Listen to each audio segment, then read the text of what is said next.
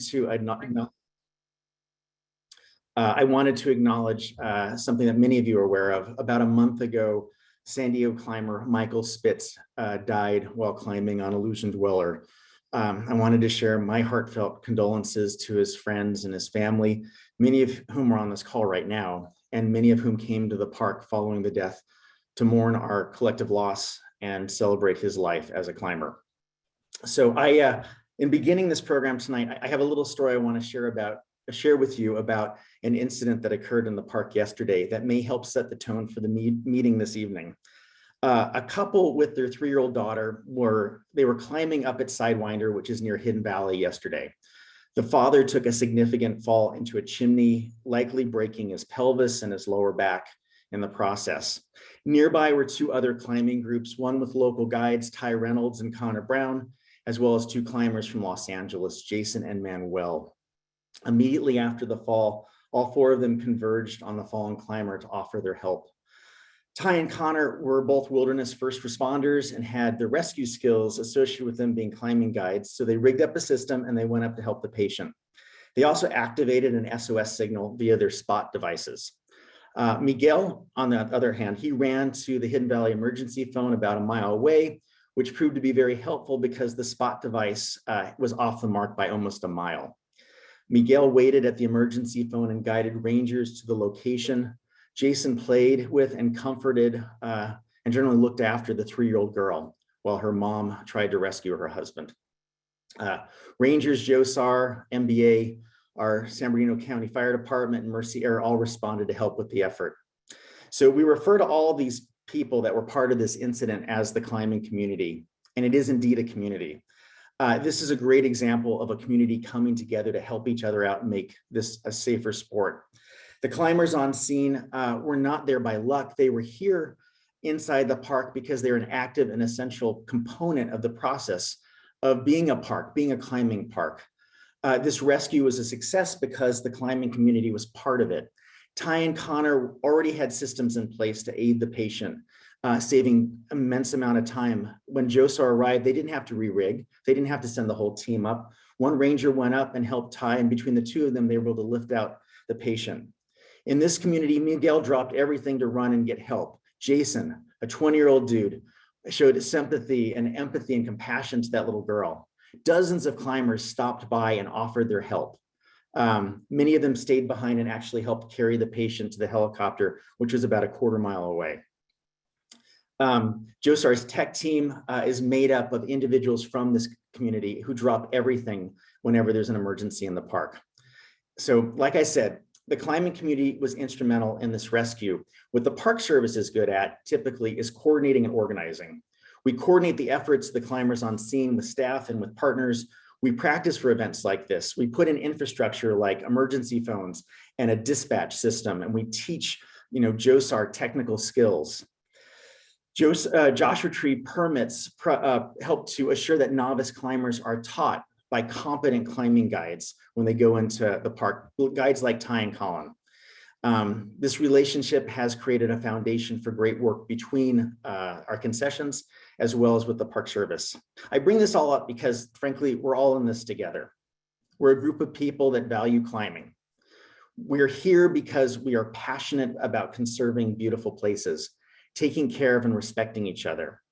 We're here because we're a community, and I would ask that we remember those foundational principles: support for climbing, passion for place, and respect for each other, and use that to guide us through this process this evening and through the coming months. So what are we doing? Why are we here? We're here in order to look at creating a new climbing plan that would amend the general management plan that we have here at Joshua Tree that's been in effect since the year 2000. The plan looks at all rock-based recreation, not just climbing, but also slacklining, highlining, and bouldering as well. This evening, my team and I will try to discuss all the pertinent aspects of the information we've gathered over the last 2 years as we've been working on this process. I hope that we can do this in the next hour or so, take a little 5-minute break, and then everyone comes back for questions and answers. I want to take another moment just to thank everyone who's here tonight. You're giving your time, and I really appreciate that. This plan does not work unless people are involved in it. I also wanted to reach out to folks that have been super involved. Friends of Joshua Tree, which is the primary friends group here at Joshua Tree that works with climbers and is an advocate for all things Joshua Tree related. Our local commercial climbing groups and guides, they have been here from the very beginning, sharing their concerns and thoughts. The Access Fund, which is the preeminent climbing advocacy group in the United States, they have been here at the table. Our wilderness partners and advocates, both locally and nationally, who've shared their concerns, as well as our tribal members and partners. We have 15 different associated tribes that we work with. About 6 of them have been very active in learning about climbing and sharing their concerns. Tonight, we're going to be using a story map to convey most of the information during the first half of this program. It's basically like a website, and it's the one you can go to. It'll help guide us through this process. Tonight, I am joined by a variety of experts who, over the last year or so, have been examining all of your comments, the existing research that we have, as well as the ideas that you've shared with us. If you've never been part of a planning process before, what we're doing tonight is part of a process that parks have to engage in whenever conditions change into a great degree, or if a park unit is looking at making significant management decisions. The public has to play a substantive role in this process if it's going to be useful and effective. If I were to make all of the decisions on this climbing plan, I got to tell you, it would be a rotten climbing plan for this park. It needs to reflect the community, and that's why you're here tonight. We are relying on an extensive amount of research that we've gathered over the years. Recent work that has been done has looked at the impacts of bouldering, recreational patterns, the history of climbing at Joshua Tree, archaeological investigations of the park. We rely heavily on the research that Dr. Eric Murdoch did when he was working on his PhD in the park. We've been gathering this information for the last 20 years to help inform the decisions that we're going to be making regarding climbing. During the next phase of the process, we listened closely to what your concerns were, and that's what we're talking about tonight. We met with individual climbers who have written books on Joshua Tree. We met with climbing advocacy groups. We met with environmental and wilderness groups. We even spent time just meeting with individual park visitors and climbers inside the park, one-on-one. We reviewed over 2,400 comments that many of you submitted after the initial meeting we had with the public. And tonight, we're hoping that you will continue to help us in this process of drafting a climbing management plan that will help ensure the continued use of Joshua Tree as a climbing park and help to conserve the existing natural and cultural resources. So there's 2 key ways you can engage with us. Pepsi is the tool, it's the software tool that the Park Service uses through our website, where you can make really substantive comments about this plan and your ideas. You can write a tome, but it's a way that you can document it and we can really look at it. It's a really forceful tool. There's a link to that on our website, and I think Christina Hood, she's going to be showing you during the course of this program tonight through the chat function what that address is. If you forget it, you can go to the Park Service's webpage for Joshua Tree. You can go to the Get Involved section and go to the Climbing Management Plan, and there you'll see a link to get to that Pepsi site. The other thing you can do is you can ask questions tonight. I've got my whole team here. I've got the A-team. These are the really smart people when it comes to climbing. They come from back east, they come from Denver, they come from this park, and they're all here to answer your questions. So write up your questions and submit them when Teeny asks you to through the chat function, and we will be going through those during the second half of the program tonight. So Steve Ortega is our chief of planning. He's managing the storyboard for me. So Steve, I think we are ready to go if you are ready. Let's go ahead and scroll on down to the map right now. I know most of you are familiar with Joshua Tree, but I also know that a lot of folks have not climbed here before. So here's just a 30-second primer about the park. We are a desert park that takes a chunk of the Mojave Desert and a chunk of the Colorado Desert, meets in the middle. That's about 800,000 acres in size. It's a little bit bigger than Rhode Island. The northwestern corner of the park is primarily where most of the rock climbing occurs, and that's where the big plutons of white tank Monzo granite are, and that's why it's such a popular location for climbing, because the rock is really sticky and it's really good in the northwestern corner of the park. Although there are rocks throughout the park, that is the primary place where most people go to rock climb. We're about a 2.5-hour drive from LA, a similar drive down to San Diego. It's about 3 hours up to Vegas and about 4 hours over to Phoenix. And that Southern California, Vegas, Phoenix area is where about the majority of our visitors come from. We do get a lot of European visitors coming as well during the summer months, but not so much during the time of COVID when things have been shut down. So the purpose of this plan tonight is to provide clear guidance on the best way to manage climbing into the future. We recognize that climbing is an important recreational activity for many of Joshua Tree's visitors. Nearly 20% of the people that come into the park come here primarily to climb on the rocks, which is tremendous. So if we get 3 million visitors a year, that's about 600,000 people that come here to climb. We also hope that this plan will help to protect both the natural and cultural resources that are impacted by climbing at Joshua Tree. Remember, the Park Service is guided by the Organic Act. That's our enabling legislation that says we need to conserve these places forever and provide for their enjoyment as well. So it's a constant battle that we go to. And finally, this plan provides a way for the indigenous communities to provide input on sacred sites and important cultural resources inside the park, which may be impacted by climbing. So why do we need this plan? It's a lot of work. It costs a lot of money. It takes a lot of time. All of us would like to be home right now, having some dinner and not necessarily standing in front of a Zoom call. But we're here tonight because the park's backcountry and wilderness management plan, which was written 22 years ago, was great, but it falls short when you consider that when it was written, we had about 1 million visitors a year coming into the park.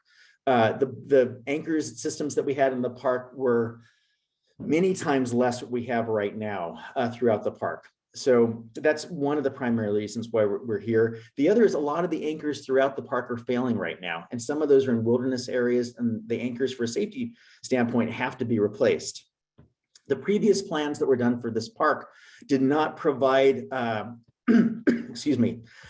not sufficient to provide sensitive park resources and respectfully consider sacred landscapes. Native American tribes were not significantly consulted during the initial climbing management plan that was enacted back in 2000. We recognize that now, and so we are engaged in that process with them.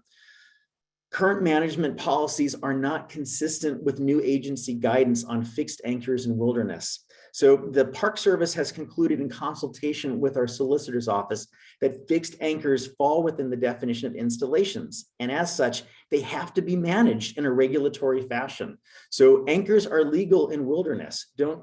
I don't want anyone to think that they're not, but they have to be regulated as a result of that if we're going to be consistent with both the Wilderness Act and Park Service regulations and policy. There's a lack of delineated trails throughout the park, and as a result, there are scores of trails that have been created through social trails to get to different climbing formations. So when we do things in a national park, we go through a planning process to make sure this is the best place for this trail to go. So that has to be addressed. We're looking for a transparent and repeatable process for evaluating the appropriateness of recreational climbing or related activities around cultural sites inside the park. In the past, we have temporarily or permanently closed down climbs. We've removed bolts. We've taken other actions that, although well-intended, were not always systematic in their approach or repeatable. And so this plan provides us a process for doing that. A climbing management plan is needed to address the park's unique resource challenges and to find a nice balance between what I was talking about earlier with the Organic Act, recreation and resource protection. And finally, bouldering, highlining, and slacklining activities were never evaluated for this park. Now, I know people have been doing them, and frankly, bouldering is basically climbing. But when this original 2000 plan was written, bouldering was limited to just a finite number of places inside the park. Now, just about every single boulder pile has been impacted. So enough on needs and where we are. I'd like to introduce right now Mark Husbands. Mark Husbands is a project manager, an environmental planning and compliance branch out of our Denver office, and as well as Bernadette Regan. She is, I think many of you know her, she's our climbing ranger, and they're going to talk about fixed anchor management. Thanks for the introduction, David, and thanks, folks, for joining us this evening.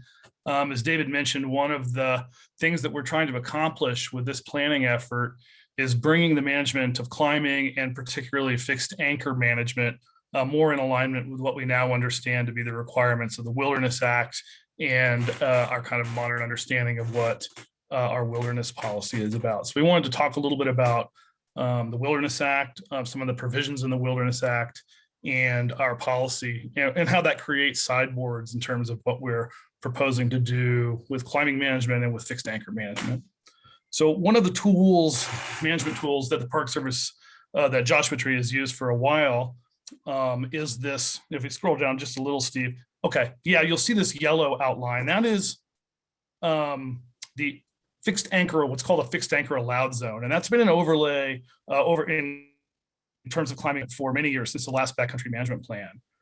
You can see, however, that this yellow overlay there covers basically the entire northwestern part of the park where the majority of the climbing is.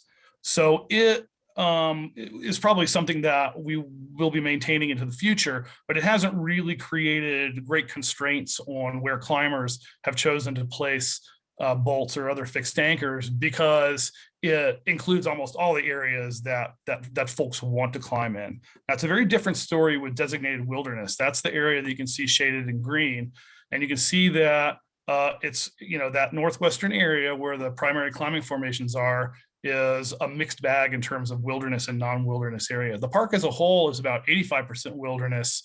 In that northwestern area, it's more evenly split. And I would say that probably greater than half of the climbing formations and greater than half of the named climbs are in non-wilderness. And by the way, I'll mention, if we zoom in a little bit, Steve, this is a really interesting map because it includes icons for the formations and subformations. And it takes a moment to load, but there you can see them. So this will give you an idea. If you highlight those climbs, it'll provide route names, and you get a sense of which climbs and which formations fall within the wilderness boundary and which fall out. So there's an example that Steve highlighted there. Now I want to mention something about the data, and I'm not an expert on GIS data by any means, but this information that's contained within here that's represented on the climbing formations is stuff that we've gathered from existing published sources. So things like guidebooks and Mountain Project and other sources like that. And this is not government property, and we didn't produce it. We know there could be errors, and really, although I think we have pretty high confidence in what's in there, naturally, it's not going to include every route that's out there. So we just want people to understand that this data source does not represent some kind of comprehensive on-the-ground survey that's been conducted by the Park Service. So I think we can go. I think that's all. Well, this is a really interesting map, and I'd encourage everyone to take a look at it. It has a lot more information than just stuff about fixed anchors, but I think we can go back to wilderness. So why does it matter whether these climbs fall within the wilderness boundary or outside of it? The formations are all very similar. The boundary is sometimes inobvious to folks that are out there recreating, and some formations even fall on either side of the boundary. So it can be a little bit confusing, but it does matter. And it matters because, if we scroll down a little bit, Steve, it matters because the Wilderness Act itself provides certain goals for the Park Service and other managing agencies, and certain rules we have to follow. And the overarching goal for wilderness is the preservation of wilderness character, which we understand to be comprised of qualities such as being natural, being undeveloped, being untrammeled, which means not subject to purposeful manipulation of natural systems, and providing opportunities for solitude or unconfined recreation. So that's the overarching goal of wilderness, is to provide for those qualities. The Wilderness Act also contains some rules, and one of the most important rules for the management of wilderness is contained in this section 4C. And you can see that this italicized section is an excerpt from the law. It's a section titled Prohibited Uses, and it identifies things like commercial enterprises and permanent roads, which are not allowed.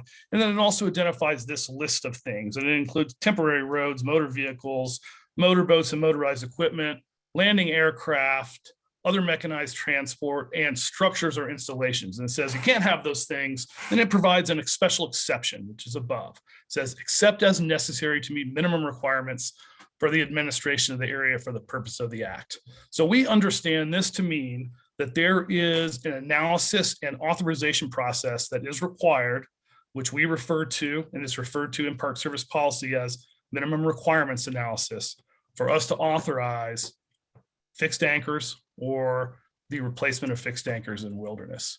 Now, it has sort of an ominous title, prohibited uses. And I think that's led a lot of folks to believe that there is some kind of blanket prohibition on fixed anchors in wilderness, or that Joshua Tree is proposing to remove all fixed anchors from wilderness, or Joshua Tree is proposing to not permit the replacement of anchors of wilderness. And none of those things are true. We know that there is a need for fixed anchors in wilderness, and there will be fixed anchors in wilderness in Joshua Tree in the future. But those fixed anchors will need to be subject to an authorization process that establishes the necessity for them according to the section on minimum requirements. So I just wanted to reemphasize that. And I know David mentioned this as well. The bolts in wilderness are not all coming out. Now, that analysis process, and we'll touch a little bit more on what comprises it. Does that mean that every bolt in wilderness will be found to be necessary relative to the Wilderness Act? No, I don't think that's true either. But I think that we can allay any concerns that this is a radical departure in terms of the management of the routes that are out there. So let me move on with some excerpts from our wilderness policy, which is Director's Order 41, and there's a reference manual called RM 41 that's also associated with it. And these are all excerpts, but the policy emphasizes that climbing is considered legitimate and appropriate use in wilderness.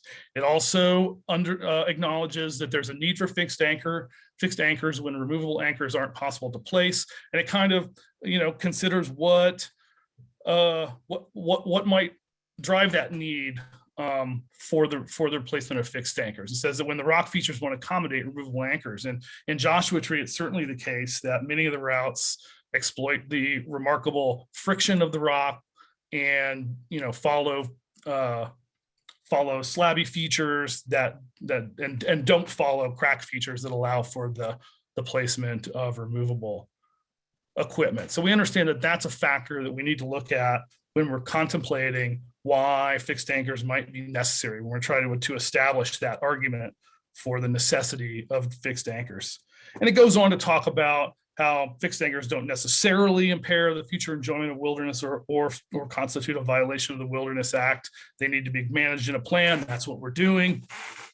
And then also, it does include this section about bolt intensive climbs or sport climbs. And it says that those are incompatible with wilderness preservation and management. It goes on to talk a little bit about the reasons for that. It says that because of the concentration of human use, which is associated with those things, as well as other impacts associated with that kind of climbing. And that I think would include impacts to the undeveloped quality of wilderness. So we know that gives us a clue about what we might want to be concerned about, that it's not all bolts or all types of climbs in wilderness, but it's probably those climbs that rely in a bolt intensive fashion on fixed anchors. Again, the policy says that parks have to complete a minimum requirements analysis. We'll talk a little bit more about how we're looking at that and some of the tools we're using to do that and to create an authorization process for that. And I may have mentioned before that has at times been a question about whether bolts constitute installations. I think, as David pointed out, we're pretty firm in our conclusion that yes, indeed, bolts which are installed in the rock constitute an installation in wilderness. MPS wilderness policy also defines an installation as anything made by humans that is not intended for human occupation and is left unattended or left behind when the installer leaves the wilderness. So this is a pretty sweeping and inclusive definition.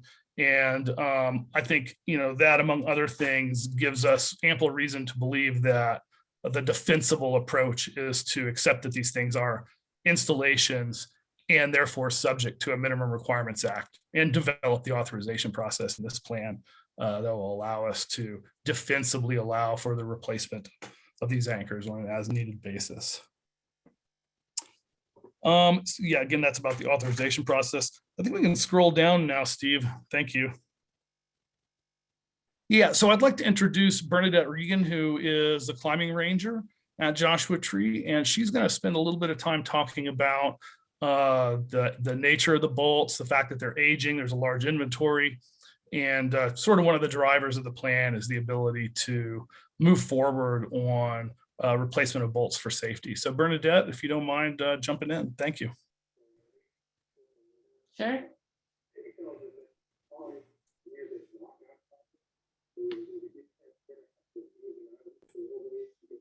Do I need, oh, that's David.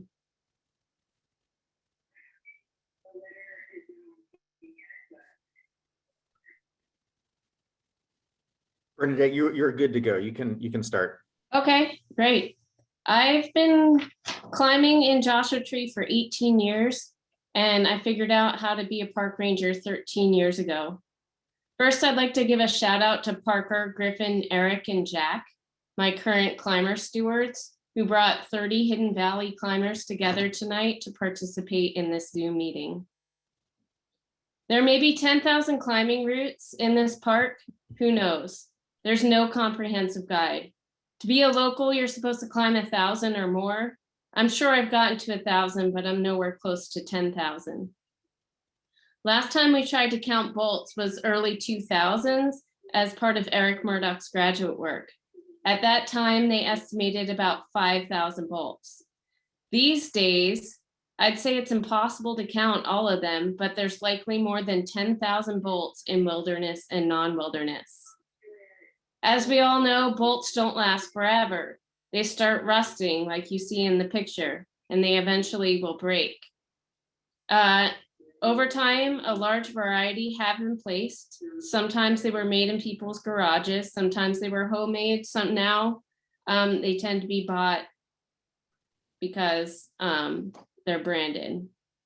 So far, we only know of 8 that have failed. Thankfully, there have been no major injuries yet. The proper tool to remove, place, and replace bolts is a power drill. A permit is required to use a power drill in this park. Our goal as a park is to issue these permits in 30 days or less. This gives times for the climbing ranger, the wildlife, the cultural, and the vegetational crews, and the wilderness committee to review and look for conflicts. If no conflicts are found, the superintendent does the final review. In the past 6 years, over 300 permits have been issued. The locals who replace the bolts in this park are a small crew, and please appreciate their tedious work every time you clip an ASCA stainless steel bolt. In the past 5 years, this small crew has replaced over 1,400 bolts. That means they only have about 8,600 to go. That's all I have for now. And I just, Bernadette, since you're talking, so Bernadette, when I first got the job, she was just outraged because it was taking so long for us to go through and get the process done when it came to bolt replacement. And she was the biggest advocate for streamlining this process. So we have gotten bolts, replacements done in 2 weeks time, because Bernadette has worked closely with our archaeological teams and our other scientists inside the park to really kind of grease the wheels and get things moving quickly. So Bernadette, I think the model that you have demonstrated on how we do this rebolting is definitely what we're going to be thinking about as we do the next climbing management plan for the park. So thanks for all your efforts. You're welcome. And wait, who is up next? Trail management. I think that falls to, was it Jane? Yeah. So I think Jane has to be unmuted. I think I'm unmuted. You're good. Thanks, Steve, for working everything in the background. And thanks, Bernadette. That was really a great overview. Just going to take a minute to talk about trails. I've been working on trails since I started at the park in 1994 as a biological science technician. I was kind of a baby biologist then, and learning about the fragility of the desert environment, the sensitivity of the soils here, the really unique relationship between this, what some people consider a harsh environment, very limited precipitation, and the relationship between the wildlife and the plants that are able to thrive there. I also wanted to acknowledge in April, we had a public meeting and got, over 2,500 comments and overwhelmingly got support on addressing this issue of social trails. It's pretty obvious need that the park has. You can see in the graphic here on the screen. And I invite you to, if you're familiar with apps like Google Earth, you can hop into the park that way and zoom in and around rock formations in the park and popular areas of the park, and very quickly see the magnitude of the issue that the park is struggling to manage. This is a really big challenge for us, and I just want to acknowledge that social trailing in the popular parts of the park is certainly not unique to climbing users or people out bouldering. We have 3 million people a year that come to enjoy Joshua Tree National Park. And we have an environment that is very open. We have sparse vegetation. It's very easy to pull over along any section of road and walk out into the desert and explore it and look at the plants and look at the rocks.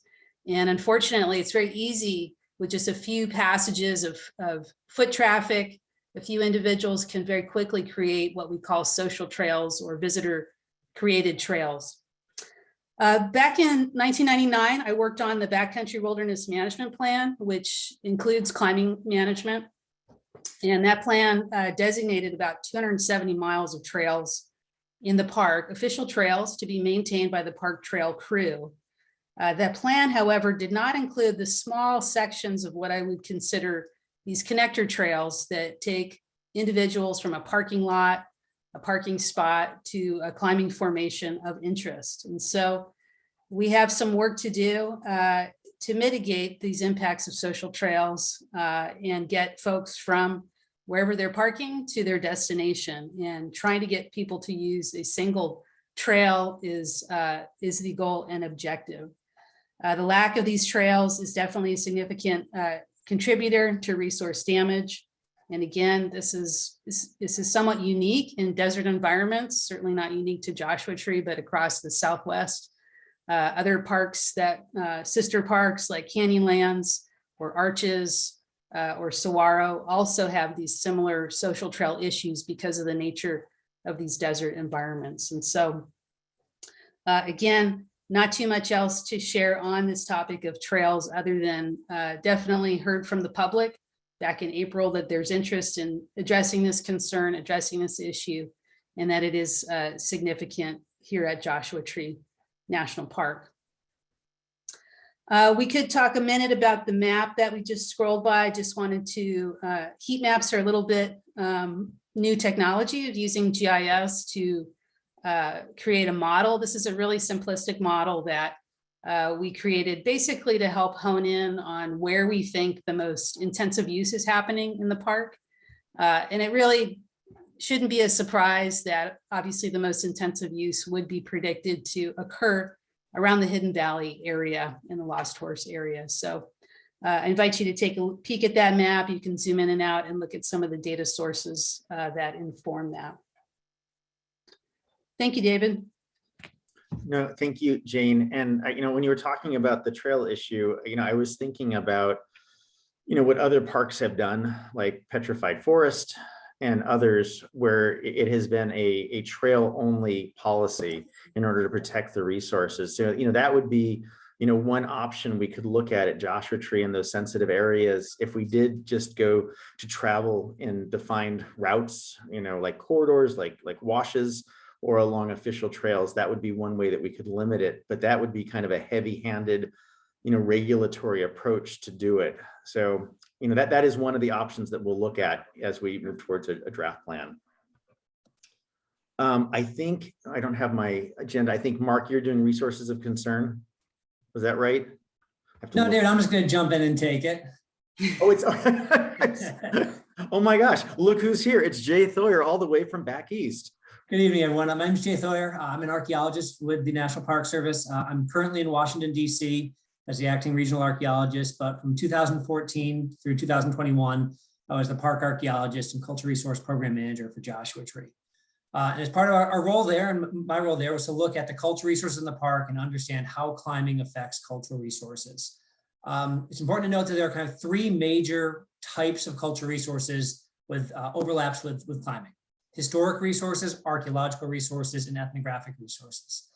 Climbing itself is a historic resource, right? Climbing itself is a cultural resource in Joshua Tree that this plan is looking to address and to document and understand its significance, understand its contribution to the park's history, our local history, its contributions nationally and even internationally for the role that Joshua Tree has played in climbing. So as part of that, we need to understand what climbs themselves might be significant historic climbs.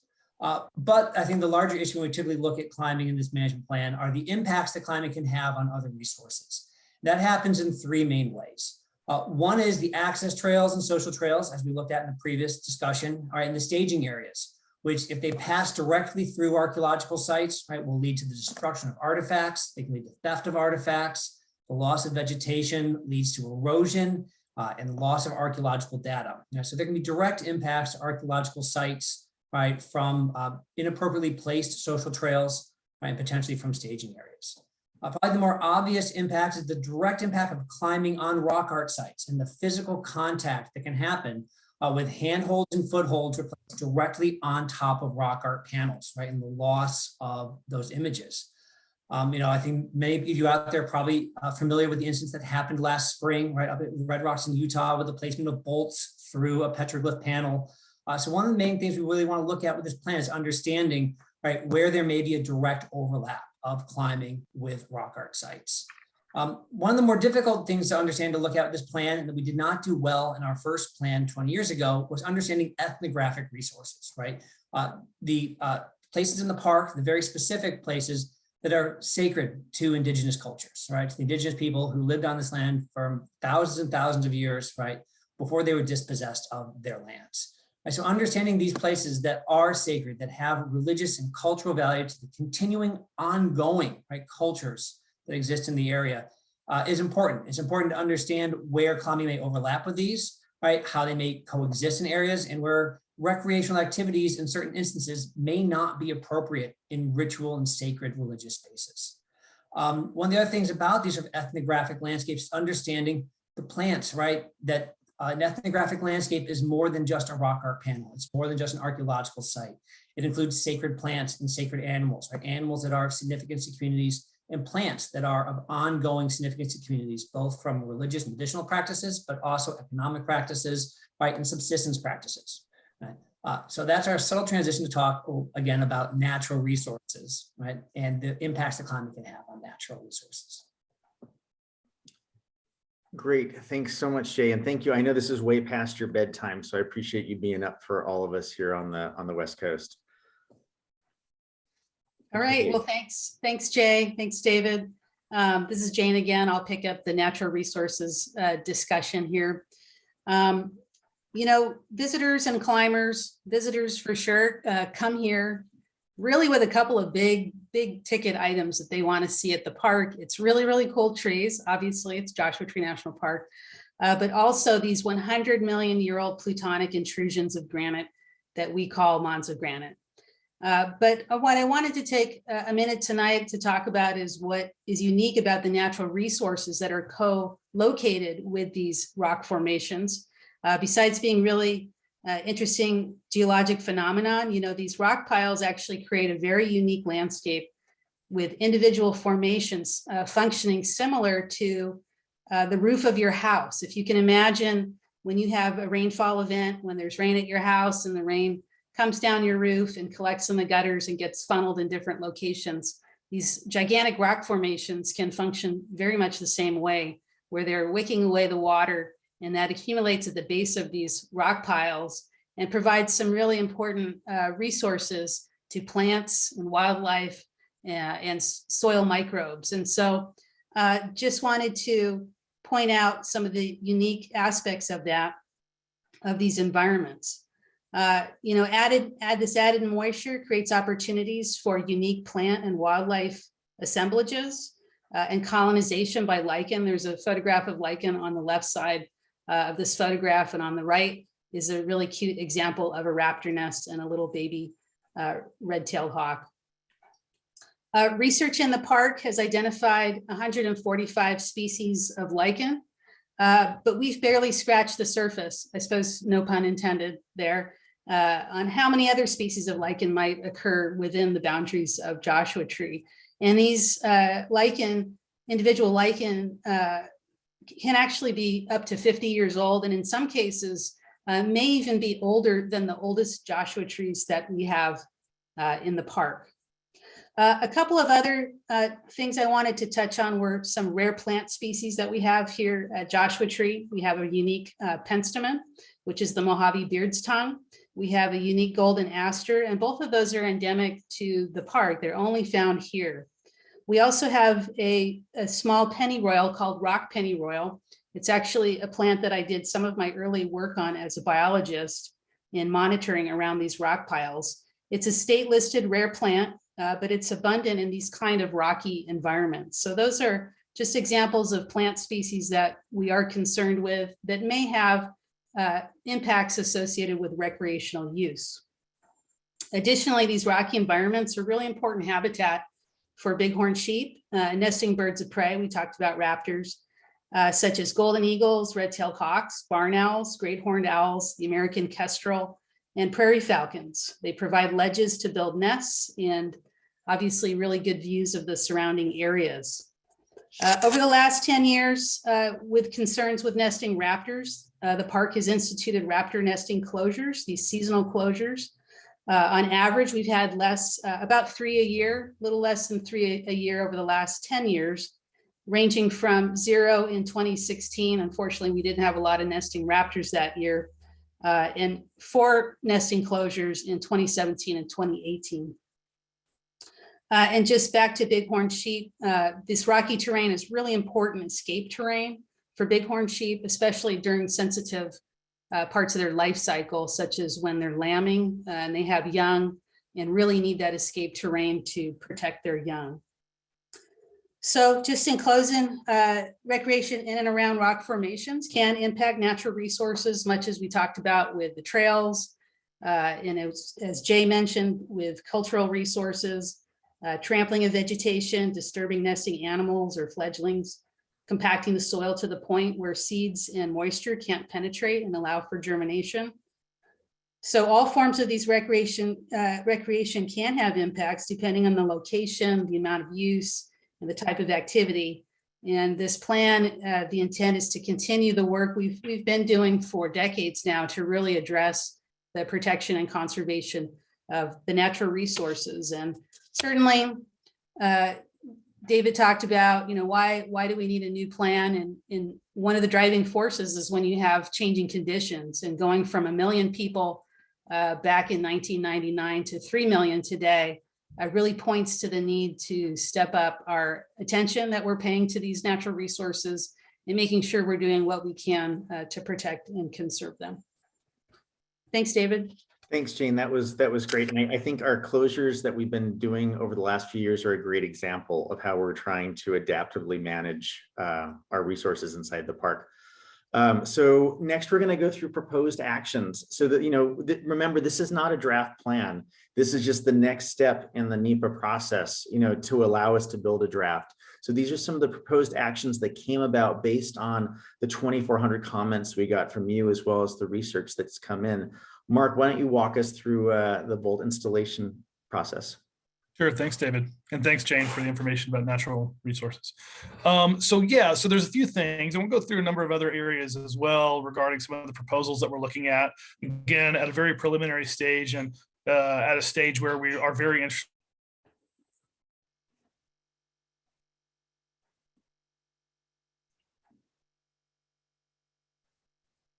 The fact that I can't hear Mark leads me to believe that maybe he's been cut off.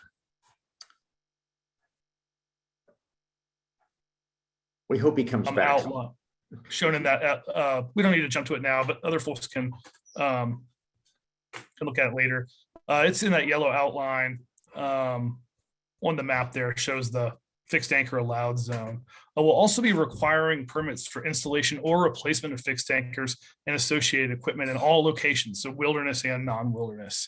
In all locations, that permit requirement would include a review for potential impacts to natural and cultural resources. In wilderness, it would also include a review for consistency with the Wilderness Act, including minimum requirements analysis, so we can develop a consistent process for completing that authorization process. I hope that I've come back a little. Sounds like there was maybe a interruption in internet, but hopefully I'm back on now. So with that, one of the key elements, tools that we're using to complete minimum requirements analysis is a climbing styles category system that we've developed. And I would invite Frank Klein, who is the Joshua Tree, among other things, search and rescue coordinator, to walk us through, and a climber at Joshua Tree, to walk us through some of these types of climbs. And maybe we can point out some of the things that we think are not a concern and some of the things that we think probably are a concern relative to wilderness. Hi, everyone. Like Mark said, my name is Frank Klein. I'm a law enforcement ranger, and the actual title is Emergency Services Program Manager, which means SAR and EMS. But I also have the good fortune of having Bernadette work in my office. I've been climbing seriously since about 2008, and I actually identify more as a Bishop climber than a Joshua Tree climber by heritage, although I love this park and I love climbing here. I want to go through these categories, and like Mark said, this is basically our outline of how we categorize climbs into 4 different types. If you're a climber, I hope this just makes intuitive sense to you. If you're not a climber, I hope I can explain it well. I think you'll find it to be pretty intuitive. So I'm just going to walk through these. The first category we call pure or clean traditional climbs. This is a fairly self-explanatory category. Basically, this category has no fixed gear associated with it. So these would generally be crack climbs. They'd be climbs that were all protected by removable gear like cams and nuts. And then they wouldn't even include a bolted anchor at the top. They'd be a walk-off. These climbs have very little concern in that analysis that Mark was referencing, because there's no fixed gear, there's no installations. Obviously, that's me talking about wilderness. There's also cultural and natural resources to consider. Traditional climbs are climbs that are still largely crack climbs, still mostly protected with removable gear, but they might include a few pieces of fixed anchors, a few bolts. Intermittently, y'all who have climbed at Joshua Tree know that sometimes the crack systems aren't entirely continuous. You might have a route that's pretty much all cams, but you need a bolt or 2 in there, or you get to the top of the formation and you need a couple bolts to rappel off. Again, the wilderness concerns with these climbs still relatively low. We're talking about a relatively small impact in terms of the amount of fixed gear in those climbs. The next climbing category that I want to talk about is what we call traditional bolted climbs. And for a lot of us, these are climbs that are really important in Joshua Tree. They kind of define a lot of the climbing styles in Joshua Tree. These are climbs that are largely bolted or sometimes entirely bolted, as in they're entirely protected by bolts. They might not have any potential for fixed gear or for removable gear placements, like you can't put any cams in, there's no cracks, they could be all face climbs. However, these climbs are more traditional style. The bolts are relatively well spaced. They're adventurous climbs. They're climbs where the leader needs to be a competent climber. The leader needs to think about how they're gonna climb this route. It's not as straightforward as I'm gonna clip all these bolts and no matter where I fall, I'm gonna be fine. These climbs, one of the main reasons we have this category is that we recognize that these climbs are different from climbing in a gym. They're different from super well protected sport climbs. And again, the bolts were placed in areas where it made sense to have a bolt placement for like basically a minimum amount of safety. They weren't designed to be completely convenient and completely safe. And like I said, I think all you climbers would know what the kind of climbs I'm talking about. A lot of these are the most historic and some of the most popular climbs in Joshua Tree. And then the next category I'm going to talk about is what we're calling sport climbs. These are climbs that are essentially entirely protected by bolts. They have a bolted top anchor, and all the intermediate protection is bolts. It sometimes would be possible to place one or two more pieces of removable gear, but essentially these are bolted climbs. They're usually face climbs. Generally, there aren't a lot of bolted cracks in Joshua Tree yet. Hopefully that won't be a thing. But these climbs are designed to be as safe as possible, and they're designed to be very convenient for the climber. They're not so much about adventure. They're more focused on like the physical aspect of climbing. These are the ones where we have the highest concern through that MRA process, and they are defined, as you can read in that, they're identified as inappropriate wilderness by MPS policy. So like I said, the intention here in this list was for it to be really intuitive, really easy to understand, and to call out these categories as different. I think that's all I got. Thanks, Frank. That was an excellent summary, and thank you for not going out for that JOSAR call out that just popped up on my telephone. Oh, very busy day in the park. Very busy day in the park. Jane, do you want to take us through the next section? Yeah, thanks. So, so what are the proposed actions for trails? And again, just keeping in mind, the proposed actions of the plan are all intended to address the issues we've raised. And so these are looking for solutions to the issues and challenges we have. So as part of that, we're proposing to add a significant amount of trails to our official park system. I think I'd mentioned earlier, this would be about 28 miles of trail. And I really invite you after the meeting, or if you're online right now and you're using the story map, to explore this map. You can zoom in, and on the left-hand side, you can see the legend that describes what we're looking at. These darker lines you'll see on the left side are the proposed formal trails or proposed trails for our official trail system.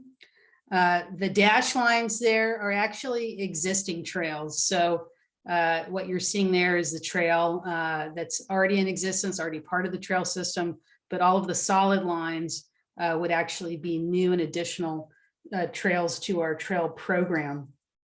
What this would allow as well is having these trails officially added. We'd be able to maintain them, provide better guidance for visitors to try to get where they're going, to climbers to get where they're going. Most people don't really want to wander around finding their climb. They want to get there. And I think there's motivation on the part of the users to use these trails if they're well maintained, if they have clear signage, if they have some indication of where they're going. There's some examples in the park, like at Hemingway or Hall of Horrors, where we've done some great work in the past. The Access Fund has sponsored some of that trail work. We've had lots of volunteers that have helped with trail work here, but 28 miles is what we got looking ahead. More work to be done. The advantage also of selecting the main trails for folks to use is it gives us an opportunity to look at those trails for any potential impacts to sensitive resources like the cultural and natural resources that we already mentioned. Because these are user-created trails, folks are just trying to get from A to B. There may be some unintentional trailing through an archaeological site. And it's the visitor or folks using the area that just simply don't know what they're walking through. And the agency, the Park Service, hasn't had the chance to review where those trails are going to make sure they're in the best location. So the idea with this plan is we'd be able to review these trails, make sure they're in the best possible location to minimize impacts. May have some slight reroutes, if we need to go around a sensitive resource, that's something that the plan will allow us to do. Additionally, David had mentioned potentially requiring visitors to stay on trails where we have sensitive resources. Joshua Tree is one of the few parks where you really can, you're free to walk wherever you choose to walk. It is at large hiking, at large camping. But with 3 million visitors now, that is having an impact. You know, back in 1990, in the 90s or the 80s, maybe, it wasn't quite so much of an issue. But fast forward to today, it clearly intensive use requires intensive management, and that's the intent with the proposed actions for the trails. Thanks, David. Hey, no sweat. That was good. Let me see the time right now. We're getting pretty close to an hour. And let me see how much longer we've got. We've got Jay and me. Let's go ahead and try to get through all the proposed actions then. And then we'll take a break. So Jay, you're up next with cultural resources. Sounds good. Thanks, David. I'll go through this pretty quickly. So as Jane mentioned, right, with the trails, a lot of what we're looking at from the cultural side is this idea of phased identification, right? We cannot possibly do a comprehensive inventory of the entire park, of every archaeological site, every potential ethnographic resource in advance of needing to move this plan forward, of needing to establish access trails, restore social trails, and develop, bolting permit systems. So a lot of what we're looking at in the plan on a cultural side is a development of a phased system for identifying archaeological resources and ethnographic resources as trail projects are implemented. And also importantly, develop a very clear and transparent process for how bolt installation replacements will be evaluated from the cultural side, so that it's clear, it's repetitive, and we don't end up in the same kind of problems we ended up before. Another big thing that we're looking at on the cultural side is a system to document, to track, and to monitor the effectiveness of our actions and ongoing impacts to archaeological resources and ethnographic resources. Right, and this may involve developing specific site management plans for archaeological sites that are seeing increasing impacts from visitor access related to climate.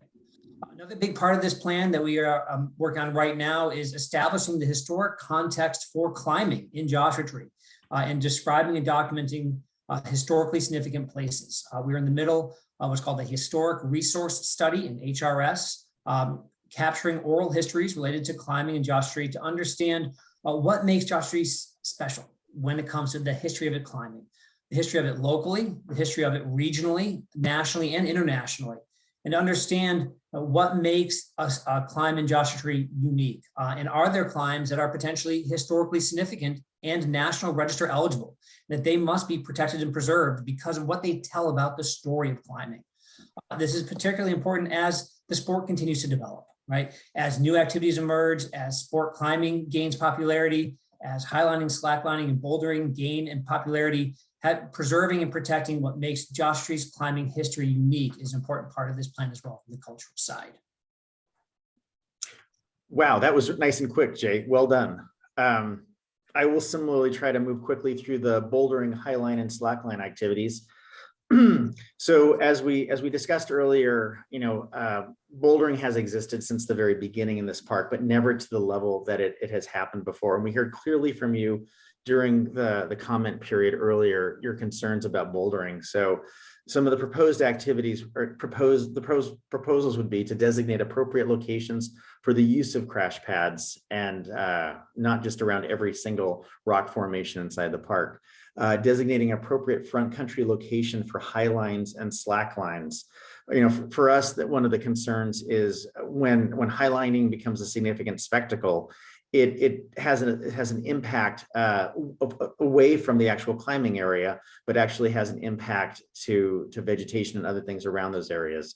Identifying appropriate slacklining and highlining practices, including the anchoring practices. Identifying appropriate bouldering practices, including use of tick marks and crash pads, requiring permits for the installation or replacement of fixed anchors in front country areas, and reviewing permit requests for potential impact to natural resources, just like we would with other climbing permits inside the park. Prohibiting the installation of fixed anchors for highlighting or slacklining in wilderness as being an activity that would be inappropriate in a wilderness area. So We'll move on to commercial use. Commercial services inside the park, commercial use is an appropriate activity in wilderness so long as it does not impact the wilderness characteristics of that area. As Mark was going over some of the prohibited activities, commercial use falls into that category, but unless it actually allows for folks to enjoy that area without actually compromising the wilderness characteristic. So the activity must also be assessed to ensure that it meets the minimum tool requirement as well. So commercial activities in wilderness, we have to go through that process. And that's not something I think we've really done at this point. The plan would call for the park to work with COA holders to ensure that activities being performed in wilderness are the minimum necessary to allow for visitors to enjoy these areas. So I really am hoping we get a lot of feedback from commercial users in these areas to tell us about how they're using wilderness and what are the ways they're using it right now and what would be appropriate in the future. So Jane and I are going to walk through the proposed treatment areas right now. So we will scroll down just a little bit.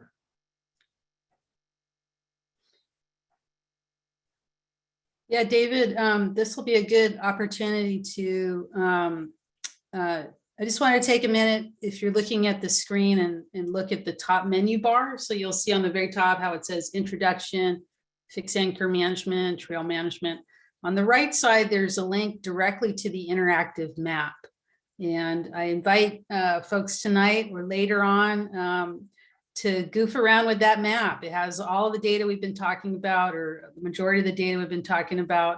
Of course, we don't share sensitive resource data for obvious reasons, but I invite you to take a look at this interactive map to get a little better sense, orient yourself, and look at the areas that we're talking about. So our last topic tonight is on looking at proposed actions in sum total.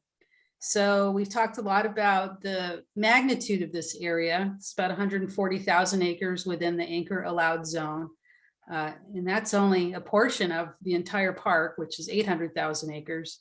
But as Jay mentioned, our ability to know intimately every square meter of this vast area is really, really challenging. And so one approach that we're proposing is starting small, picking some areas that are representative of the multitude of issues and challenges we have, and starting to work through those on a phased basis. So sort of this phase one, and we're calling these treatment areas. This would be sort of the step one locations where we would start implementing the plan. On the right side, you'll see in the legend, and the cursor is moving around the polygons here. There's a couple of squares, but on the right side, you'll see that proposed treatment area. And really that's synonymous with sort of the starting point, phase one. These are the first areas that we're proposing to start working on.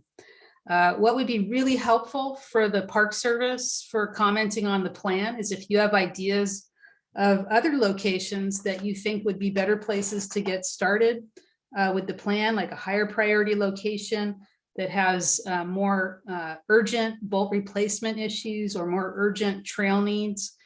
Please give us that specific feedback. That would really help us with the plan. So a little bit about why we selected these areas to start out with is we were looking for a mix of these issues we've been talking about.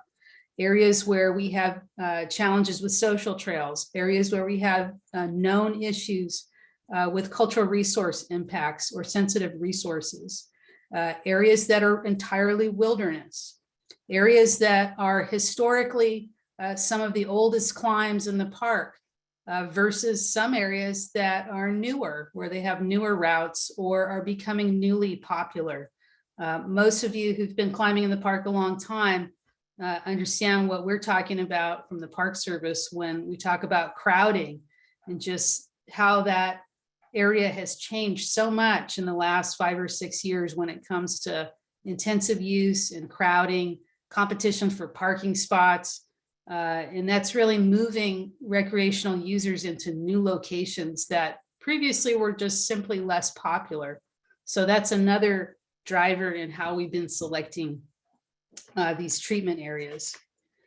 So what's going to happen in each of these areas will be the focused resource surveys, understanding what sensitive resources are within those locations, and working through the process of putting in, officially reviewing and putting in the proposed trails, access trails to formations, addressing the needs for replacing aging anchors, and making those determinations using the minimum requirement analysis that we've been talking about to determine the appropriateness of fixed anchors in wilderness. So And these are, Jane, I'm just going to interrupt for a second, just because we're looking right at non-wilderness right here. So when Jane's talking about the minimum tool requirement, that is specific to those green areas. Those are the places where we're legally obligated to take it to the next level to make sure that we're meeting the spirit and the law of the Wilderness Act. yeah, thank you, David. It's really important to understand from the map once you start playing around with it, which are the wilderness areas in the green shaded, and you can see that also in the legend. And the changes that you're seeing zooming in and out of the map, you know, when we get down to that aerial imagery, that satellite imagery level, it's just a matter of zooming in and out on the map. So if you don't see things that you're looking for, you simply just need to zoom in a little bit closer using this interactive map. So again, in summary, you know, these are the areas we would get started with implementing the plan. And in concert with this, the park just wants to put out there that we acknowledge there's a big education communication piece that would go along with this, whether it's the collaboration with our local climbing groups, climbing communities, nonprofit friends groups, et cetera. And this iterative process of working through this, learning from it, and ultimately expanding the planning efforts out to the entire climbing area here at Joshua Tree National Park. David, did I miss anything? Man, you did such a better job than I could have done. I'm really happy you took that on, because I thank you very much. So we've been talking like talking heads for an hour and 7 minutes, which is against our rules. We're not supposed to go that long. So let's take a little break. I'm going to say let's take an 8-minute break. And during that break, think about your questions. Teeny has given you directions in the chat box, how to get questions to her and Simone so that we can start answering those things about this plan. Remember, if you have long, extensive ideas that are about this plan, if you really want to propose a new treatment area inside the park, if you're really frustrated about the slacklining issues, whatever you want to talk about, go to that Pepsi site. And so up on the screen right now, it is to comment online. It's right under provide comment. That's where you want to go to get to our Pepsi site to do that. So questions now go to Teeny, comments go to the Pepsi site. Now it's your job to go to the restroom and go to a pit stop and get something to drink. And then we will reconvene at 7:15 Pacific Daylight Time or Standard Time. And for Jay, it's way past his bedtime. And for our German friends, it's the sun's going to be coming up soon. So we'll get back in about 7 minutes.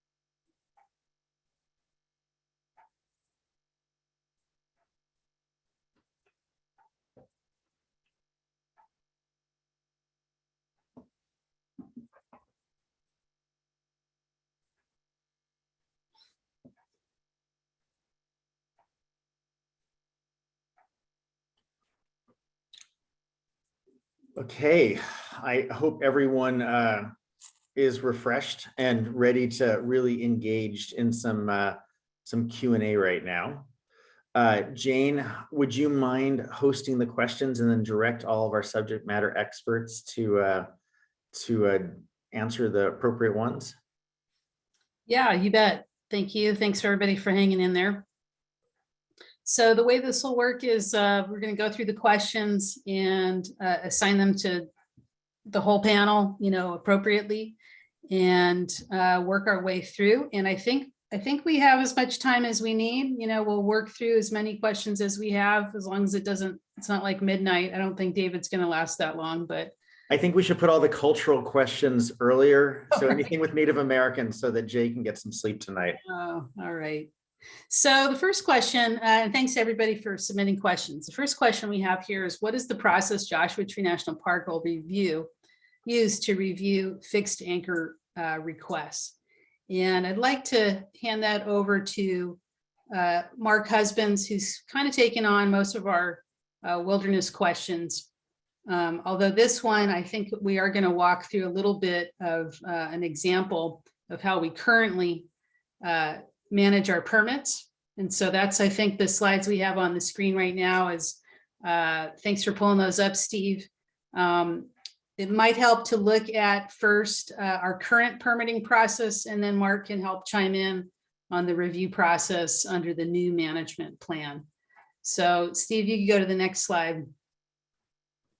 So just to take a minute and look at the process to review fixed anchor requests, Bernadette went through that earlier this evening and talked about the process and the time frame, our goal of a 30-day turnaround. And it's pretty straightforward. Initially, this is what we've been doing for the last, 5 or 6 years. More commonly, the last 5 or 6 years, is a climber submits a request for a special use permit. That's available on the park's website. You could go there tonight and take a look, or just Google Joshua Tree special use permit and look for the bolting permit process. Once we receive that special use permit, that gets sent directly to Bernadette, and thankfully she wrangles those here at the park and gets them routed to the resource specialist to review the request for any potential impacts to nesting raptors, rock art, archaeological sites, rare plants, and vegetation. As Bernadette mentioned, if there are no impacts, there are no issues, there's no conflicts, that permit goes to the superintendent for signature, and the park proceeds with issuing that permit and collaborating with the permittee who's doing the replacement work. It's not the Park Service that does this. It's the climber that's requested the permit. We work with that permittee to track the implementation of the work. It's really helpful on our end to have some data about which anchors have been replaced. And I think, Bernadette, feel free to tag team this with me if I'm missing something or you want to jump in. So let's take a minute and talk about the process to review fixed anchor requests in wilderness. So that previous process was non-wilderness, and now we're in those green shaded areas on the map again that are designated wilderness. And the process is exactly the same as for non-wilderness, with the addition of a few extra steps. As we discussed earlier, we have to prepare a minimum requirement analysis and determine if the request is appropriate in federally designated wilderness as required by law under the Wilderness Act. I'm going to talk a little bit more about that on the next slide, how we do that determination. Once that determination has been made and the Wilderness Committee determines in the minimum requirement analysis that it is appropriate in wilderness, and that goes to the superintendent for final review and signature. So what is this minimum requirements analysis we keep talking about? There are a number of different ways you can document that. The Arthur Carhart Center is like the wilderness guru nonprofit in the United States. They do a lot of training. If you're interested in learning more about it, you can go to their website. But for the analysis, what's really important is this first step of determining whether the climb serves a public purpose of the Wilderness Act, such as the recreational purpose. Does it serve that public purpose? Is the climb identified as compatible with wilderness? Do we take a look at that climbing style matrix that Frank went over?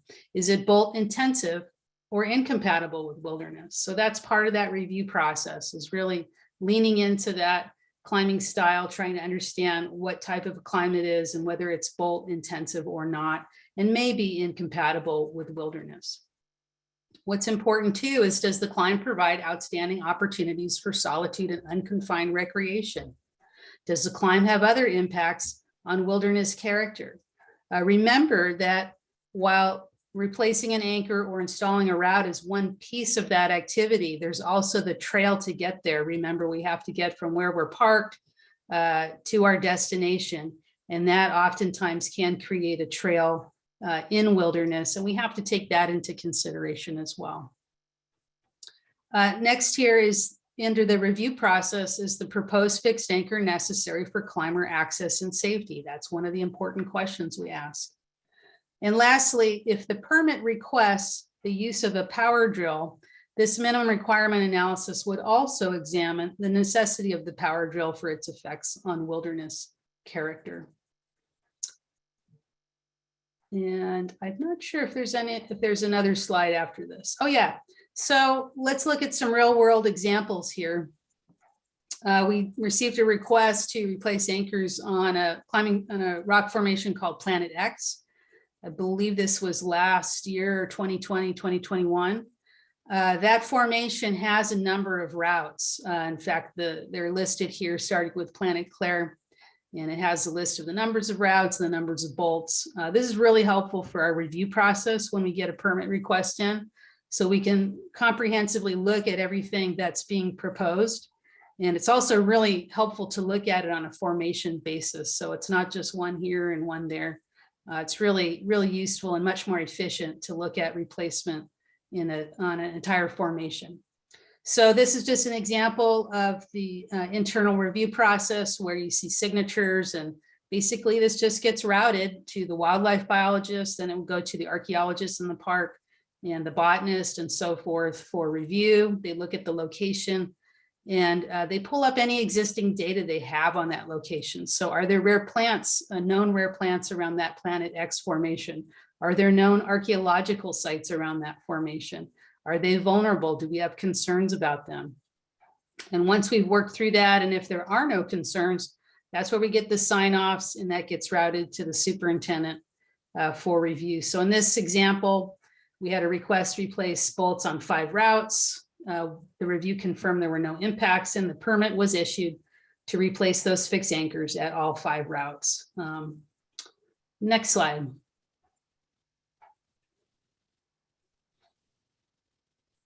And this is a more recent example. We had a request from a climber to replace anchors on a wilderness route. So you can see in the map on the bottom here, there's an arrow pointing to the route on Conrad Rock, and it's clearly in wilderness in that green shaded area.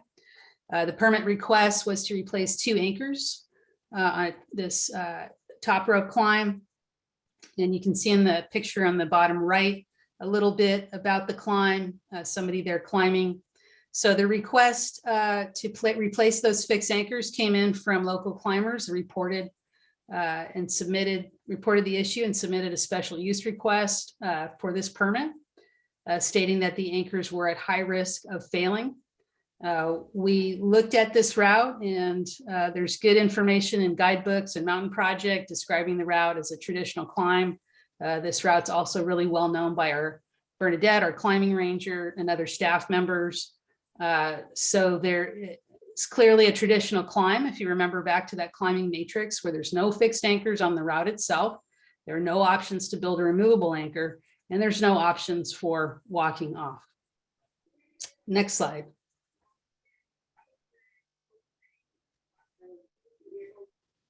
So this is just the back page of our minimum requirement analysis. The process, it's quite a few more pages than this, but I didn't want to put everything up on the slide, but at least give you a sense of ultimately going through that process, completing this minimum requirement analysis, and using that style matrix to determine that this is not a sport route.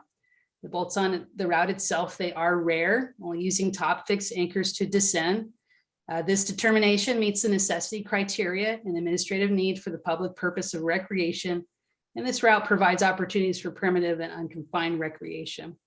So based on that, we check that box that this route is an appropriate style of route in wilderness. The bolts are rare. There is no other option to build your own anchor on top. So now the question was, the permittee wanted to use a power drill in wilderness, which is also prohibited use. So going through this minimum requirement analysis, we took a look at the proposal, which was to replace the existing fixed anchors using the same holes with a power drill. And part of that request was an option of using a hand drill, but would have to leave the existing anchors in place and drill new holes into the rock. So based on those two options, really looking at how can we minimize the impact to the rock, how can we replace those anchors in an efficient way using the same holes, and reducing the amount of installations left in wilderness. With a hand drill, we would have had to have leave the abandoned equipment plus add new equipment. And so through this review process, the Parks Wilderness Committee recommended to the park superintendent to allow, in this case, the use of a power drill, weighing those impacts to wilderness in order to make that decision. And I invite anybody on the Joshua Tree team to chime in if you have anything else to add or anything that I missed. Yeah, Jane, I'll mention one thing, and thank you for covering that. I think that's a great example of how this process can work and can result in, you know, a really positive outcome for climbers, and that it is possible to complete an appropriate documentation and get bolts replaced in wilderness. One thing I did want to point out is that the examples that you brought up are both cases of permits being issued on to members of the public who submitted a proposal. And I guess I just wanted to throw out there that the same evaluation process would apply for our treatment areas if the Park Service was advancing its own proposal to do bolt replacement. So the same review and evaluation for cultural and natural resources would occur. And if in wilderness, the same review for impacts to wilderness character and the minimum requirements analysis would occur as well. So thank you. Thanks, Mark. All right, moving along to the next question. Number 2 here is, how do we hold the park accountable for their goals for the new climbing management plan? And I'll hand that over to David. I was worried you would. You know, part of the responsibility comes from the people that are on this call tonight. You know, you're holding us responsible. We work for you. This is your park. And if we have a planning document, we need you to keep us in touch with what's happening. One of the reasons why we're doing this process is because no one was holding the park accountable for the last backcountry management plan that we had. And as a result, you know, there were certain things we were supposed to do that never ever happened over the last 22 years regarding this plan. So that's part of it. You know, one thing that I'm looking at right now is how do I fund enough guys and gals to do all the trail work? How do I work to expand our capacity for folks that are doing inventories in the backcountry to see if new routes are going in and things like that? And I think we've laid some good foundations in the last few years. Bernadette's job expanding the climbing steward program, you know, has put people out in the field for the first time. Frank has been working with our PSAR folks, the preventative search and rescue folks, which has put an additional 30 volunteers into the field. You know, those folks can send us data to let us know if we're actually, you know, going in the right direction. So I think I hate to say it, but it's labor is going to be one of the ways we're going to hold ourselves accountable. And we need your help to know what this plan's all about. And when you see folks, you know, putting in unpermitted, you know, bolts in wilderness, when you see folks removing bolts inside the park, it's crucial that information gets fed to us. So I guess that would be the one way that, you know, the public can hold us accountable. Thanks, David.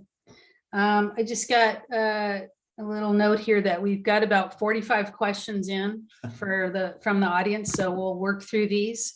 And perhaps the next 3 questions, 3, 4, and 5, I would invite Mark Husbands to answer. They all relate to sport climbing and wilderness and decision making. Yeah, so the first question is about whether the public will have a voice in determining what climbs in wilderness are reviewed and considered to be sport climbs. And I would say that the opportunity to do that starts right now, because I've got a barking dog in the background.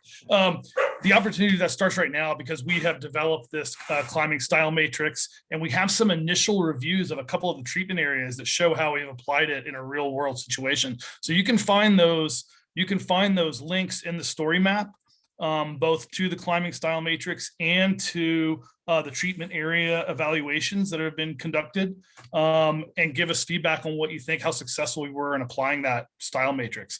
And you can give us feedback on whether you think the style matrix makes sense. Now, down the road, there's going to be future projects. We're obviously looking at, as we pointed out, a small number of treatment areas. In the future, there's going to be other treatment areas and other projects that look at, that involve this evaluation. And the public, because those are government actions that will require some kind of NEPA process, there'll be an opportunity to tune in as well, and provide feedback on the proposals that the Park Service is rolling out. And that would include the evaluations of sport climbs. So I hope that helps. Will use be a factor in sport climb determination in wilderness? Some of these climbs are out there and don't get used much. I think there's a couple ways of thinking about this. Concentration of use is called out in policy as an issue with sport climbs. I think that's true of some sport climbs at Joshua Tree and maybe less true of others. I don't think that it's the key thing in determining what constitutes a sport climb. I think some of the other characteristics that we've put in this climbing style matrix, are a better way of understanding what's a sport climb, versus what's kind of a run out, bolted, traditional climb. I think that's the better way of going about that determination process than thinking about use. I think the other thing, though, is when the park looks at doing bolt replacement, if they're looking at a route that really has very little public value because it hardly gets used, I think that could be a factor to consider. Whether it's worthwhile to continue to allow bolt replacement on those and basically have that have that as part of this big bolt inventory that we know is going to be an ongoing workload. But I don't think that's a factor in determining whether something is a sport climb. Then the last part of the question is whether established sport climbs in wilderness areas will be removed or have their bolts removed.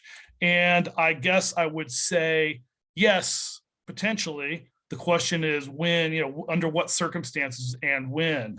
So, the issue comes up that we would be looking at treatment areas, and certainly the treatment areas would involve an evaluation and could include a determination that a route is considered a sport climb, is inappropriate in wilderness, and then we would elect not to replace the bolts. Now, whether the timing is such that the right choice is to actually remove the bolts that are present there, I think is another question. But I think that would lead us in the direction of not approving long-term bolt replacement. Those will be worked out of the inventory. Similarly, if there was a proposal for members of the public to do a bolt replacement project, we would apply the climbing style matrix and determine what kind of climb it is and whether it's one that's appropriate in wilderness.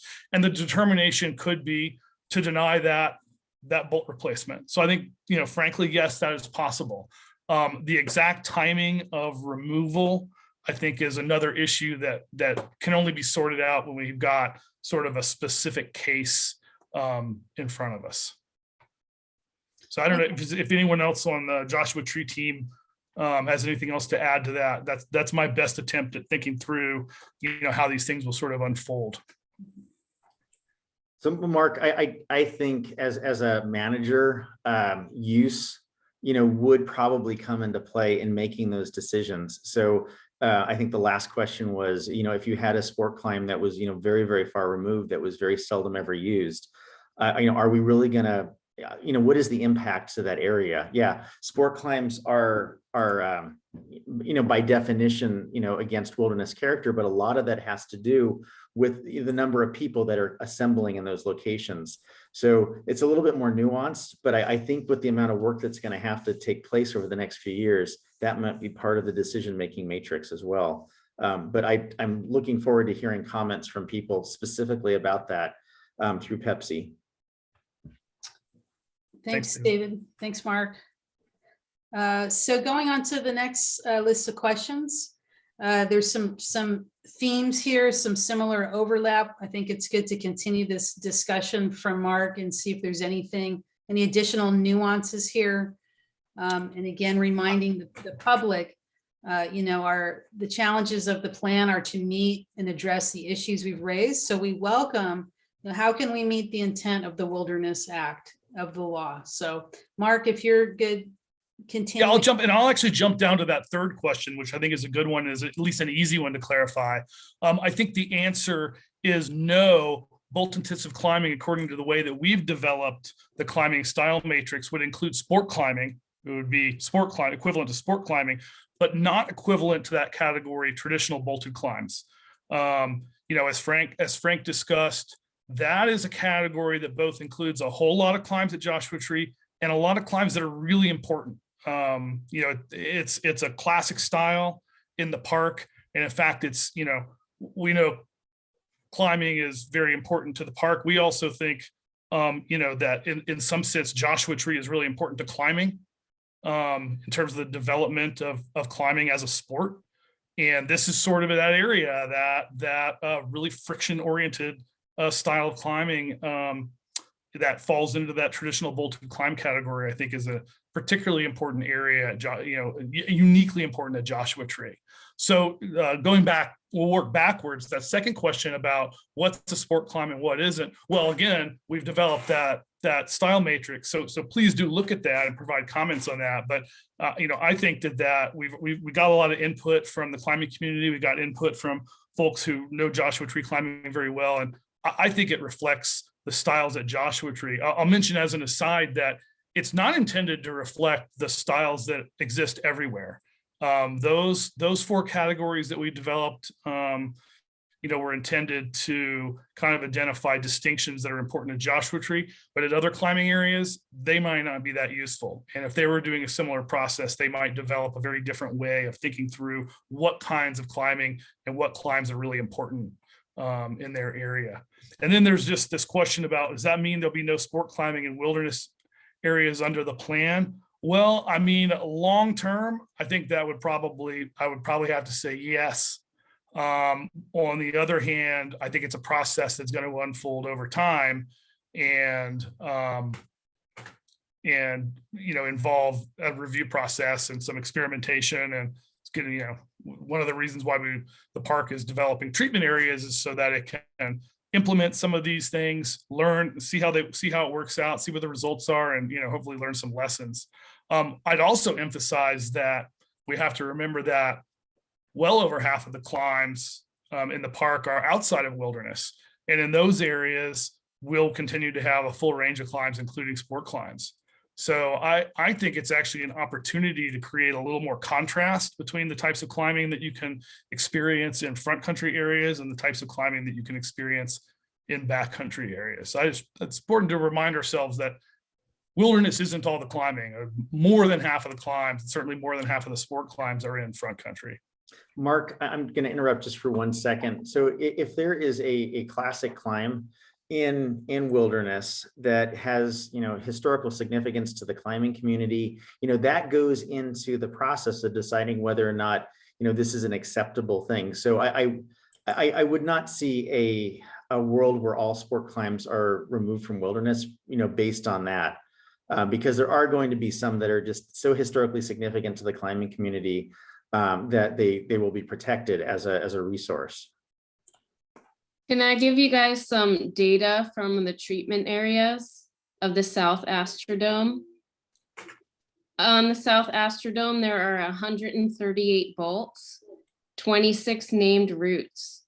Using that matrix, 3 of them are pure, 14 are trad, 8 are traditionally bolted, and there's only 1 sport climb. The climb Solid Gold is considered a trad route. It is not a sport climb because it's 2 pitches. So you got to consider the second pitch. So that's just to give you guys an example of the South Astrodome, which is in Wilderness and has 138 bolts, but only 1 sport climb.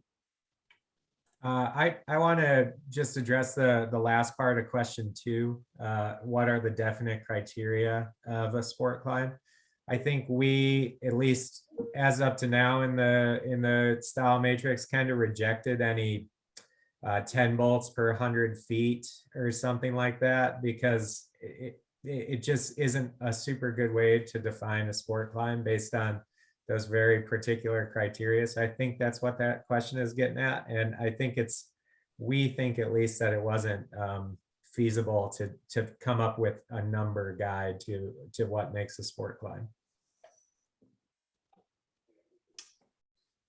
Thank you, Frank. Thanks, Bernadette. And Frank and Bernadette, perhaps if you could take a look at question number 4.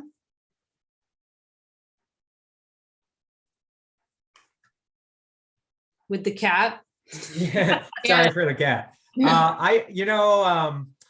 My opinion to 4 is that it's hard without having an exact climb. I think we recognize that we need to have this review process that's based on the totality of the climb. I think it would totally open the door to, a part of it could be something we would consider closely bolted, but we would probably have to review it based on all of that. So I think a lot of the questions start to augur into like, how will this particular climb pan out? And I think until you do the process, it's impossible to say. So I know that's not a super satisfying answer, except to say that all that would be considered. I don't think there would be a bright line rule that said if 20 feet of it was a sport climb, then it's the entire climb is a sport climb. So yeah, Solid Gold again is a good example of that. It is not a sport climb. Thanks, Frank. Thanks, Bernadette. Moving to question number 5, is there an appeal process for a decision made through the authorization process described? Why or why not? And I think either Mark or David, would you like to take a shot at that one?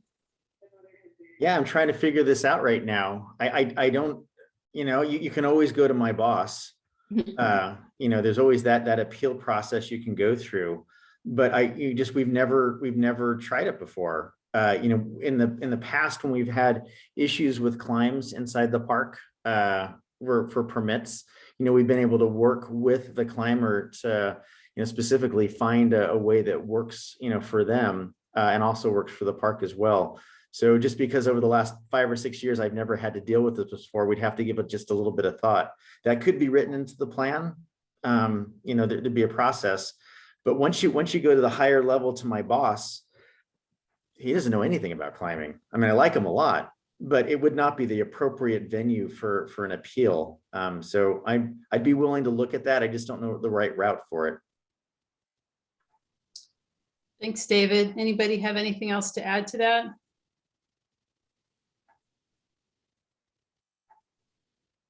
All right. Maybe a slight addition to that is, again, we're in this real preliminary part of the planning process. So the actual implementation details, this kind of gets at that level of implementation detail that we were talking about. Question number 6 is what will be the formal designations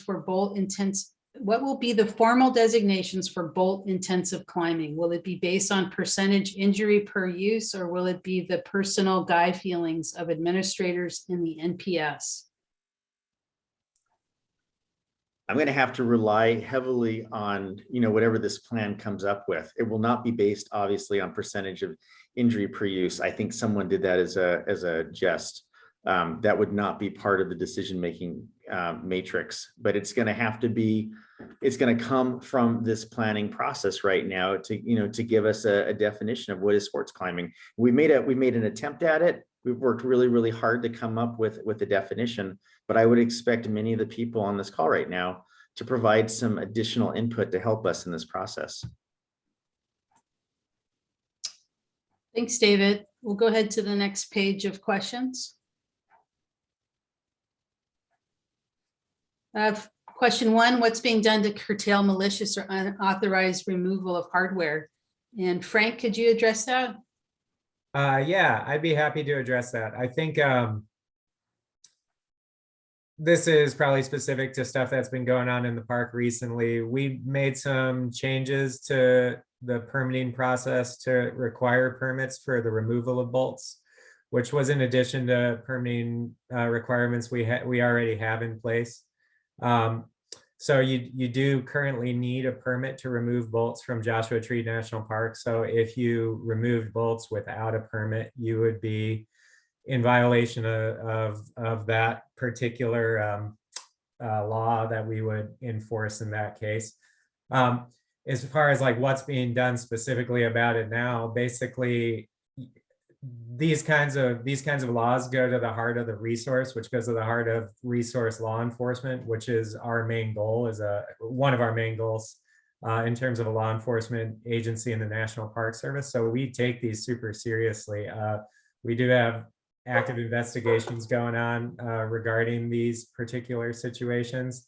And, you know, a lot of us law enforcement guys, one of the most exciting things in our day is to cite someone, charge someone with a crime related to damaging the resource, which I consider the unauthorized removal of fixed hardware to be. And I think that that's in line with the rest of our staff.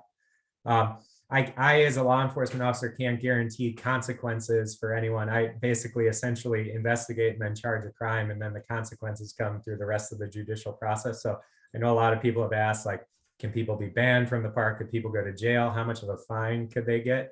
And I could quote the maximums, but I don't get to decide how that goes, which is one of the great things about the country that we live in. So bail has not been set for this particular infraction, but 36 CFR allows for 6 months in jail or up to $5,000 in fine. And the magistrate, you know, she could make a determination if she wanted to ban someone from the park. So that's outside of our authority, but now we have a legal route.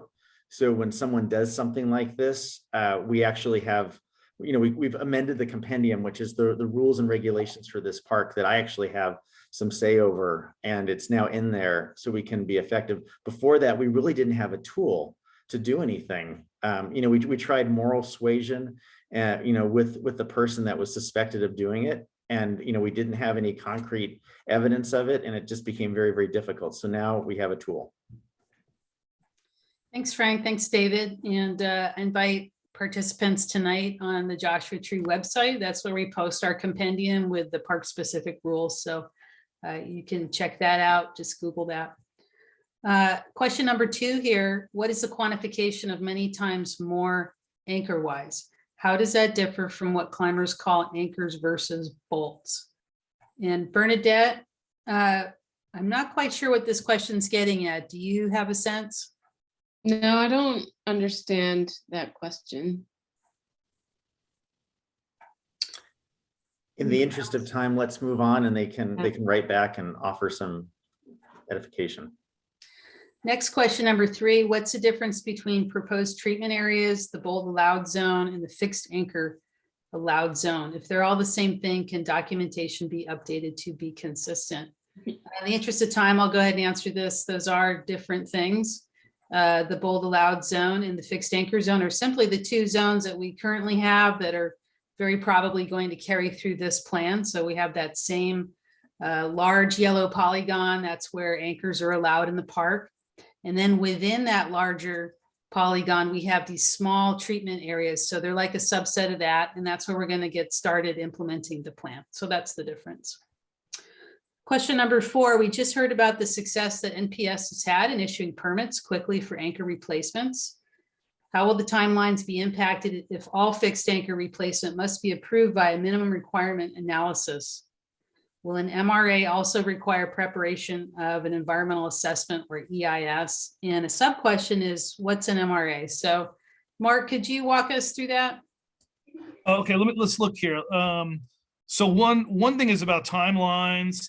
And it is a paperwork process, but of course, the examples that you provided involved that paperwork process and they were completed relatively quickly, I think. So I think that depending on how complex the proposal is, it could take, if it's a small proposal, it could take very little time. And if it's a complex proposal, it might take a little more time to complete the evaluation. Would it require an EA or an EIS? I think not. I think that there are separate standards for determining what type of NEPA analysis has to be conducted from the application of an MRA. And certainly with smaller, less complex projects, I could imagine a project being completed with an MRA and a categorical exclusion. The categorical exclusion to meet the NEPA requirement and the MRA to meet the Wilderness Act requirement. It all depends on the fact pattern surrounding the proposal. And then there was one other, what's MRA stand for? Minimum requirements analysis. And that's based on the language in section 4C, which invokes this minimum requirements phrase. And the Park Service has, and with the help of courts, has determined that it is a written evaluation that has to be completed to authorize prohibited uses in wilderness. So I met with the superintendent over at City of Rocks a few years ago, and he was describing their process, and it was taking them about a year, per anchor, per MRA, just to go through what the process they were going through. And I thought it would be good to send Bernadette up there for like a couple of weeks just to kind of educate him in the process. I think we've gotten really good at this. Jay did a lot of the foundational work by doing archaeological assessments of the areas inside the park. We've got a great biologist who has assessed parks, and our botanist is good. So having a really strong team means we're able to get through these pretty quickly. And as it is right now, man, there just has not been that many people, going through the permit process. We've had this permit process and not many people have been, really following through with it. So if we really hold people accountable for this from now on, I do see a slight increase, but there are some technical skills that come with doing really good replacement bolting in this day and age. And only, very few people are able to do that. All right, thanks all.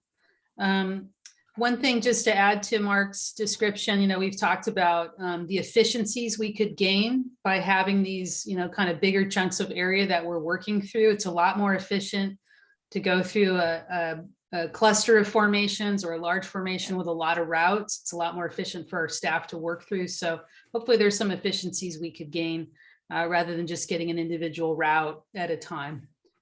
The next several questions here are related to cultural resources. So hopefully Jay Thoyer has not gone to bed and he can help us work through these questions.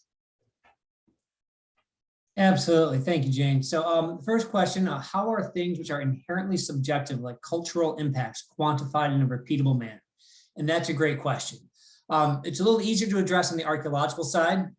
Most people don't believe it, but archaeology is a science. We do count things, we quantify things, and we think we do have a good method that we can look at here to understand the difference between impacts of different types of archaeological sites, different types of archaeological resources. Now, we also, when it comes to cultural resources, have a wonderful standard to work off of, which is the National Historic Preservation Act, and something called the National Register of Historic Places, and a process that's used to evaluate whether or not an archaeological site or another cultural resource is eligible for listing on the National Register of Historic Places. And it's a process that involves evaluating the integrity of different characteristics of the site that can be described, albeit sometimes in a qualitative manner. They can be described and described repeatedly. So by applying the standards of the National Register of Historic Places for determining eligibility of cultural resources, we feel we have a method that can be used to at least be repeatable, although not always purely quantifiable. The next question is, how will the park handle bolts that are older than 50 years old? And will they be able to be replaced for safety reasons? Short answer to there is yes, but with all bolt replacements, that is driven by request from the public, right? The park is not actively replacing bolts. Bolt replacement is driven by permit requests submitted by you, the public. Which leads into our third question: are routes older than 50 years protected as archaeology? This is an easy one. No. Archaeology, as described by the Archaeological Resource Protection Act, right? ARPA, Archaeological Resource Protection Act, defines archaeological resources as 100 years of age or older. That's it. That's what the law says, 100 years. So if it's 50 years, nope, it's not archaeology. It might be historic, right, but not archaeological. Which then leads into our final question here about who will decide what climbs have historical significance in wilderness.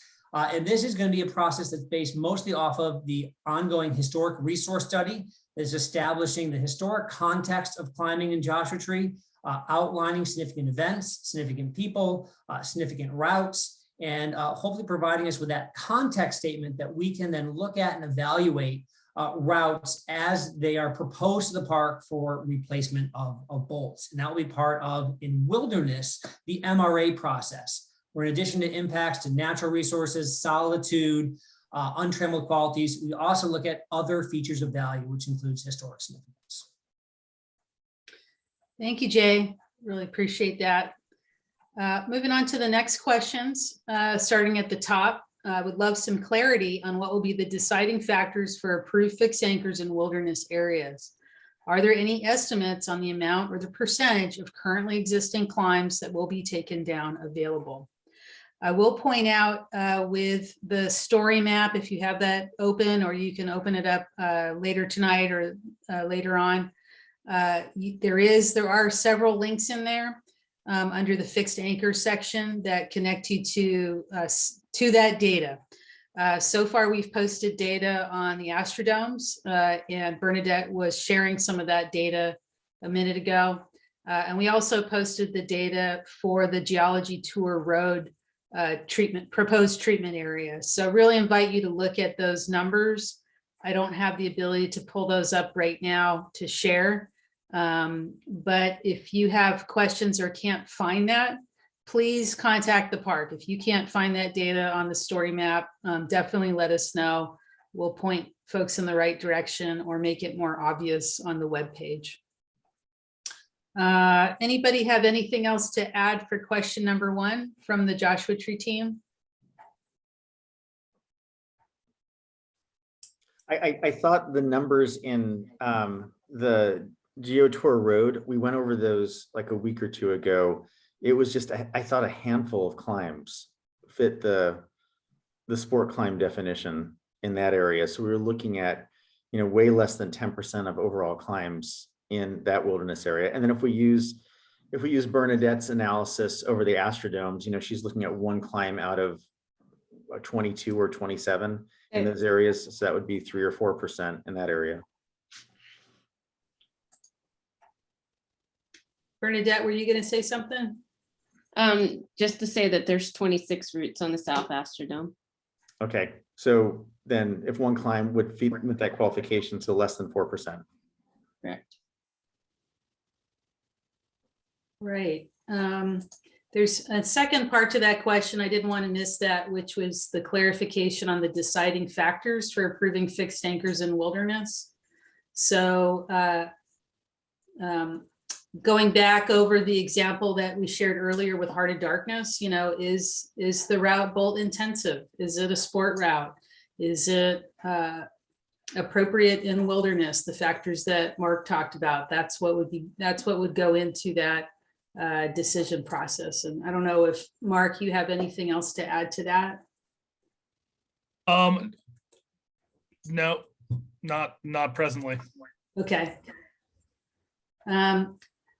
I was able to pull up the data for Geology Tour Road just to share that as well. And it's just a smaller section. You'd have to look at the polygon on the map, look at the area we're describing on the map, but there's about 130 routes in that area, estimated 322 fixed anchors. And of those, of those 130 routes, there are 13 sport routes in wilderness. I'm sorry, 18 sport routes in wilderness out of that 130. So just the data, and that data that I'm reading off of is on the story map. You can link directly to that. All right, moving on to question 2 on the slide. Wording used on fixed anchors as quote manageable by the NPS under the Wilderness Act Seems like a new standard. Why does the NPS feel this is the time to take control of bolts under an interpretation of the Wilderness Act? Mark, are you comfortable taking this one? I'll give it a try, I think. I would say that the big driver for the plan is really the need to have a process for evaluating fixed anchors in order to authorize replacement.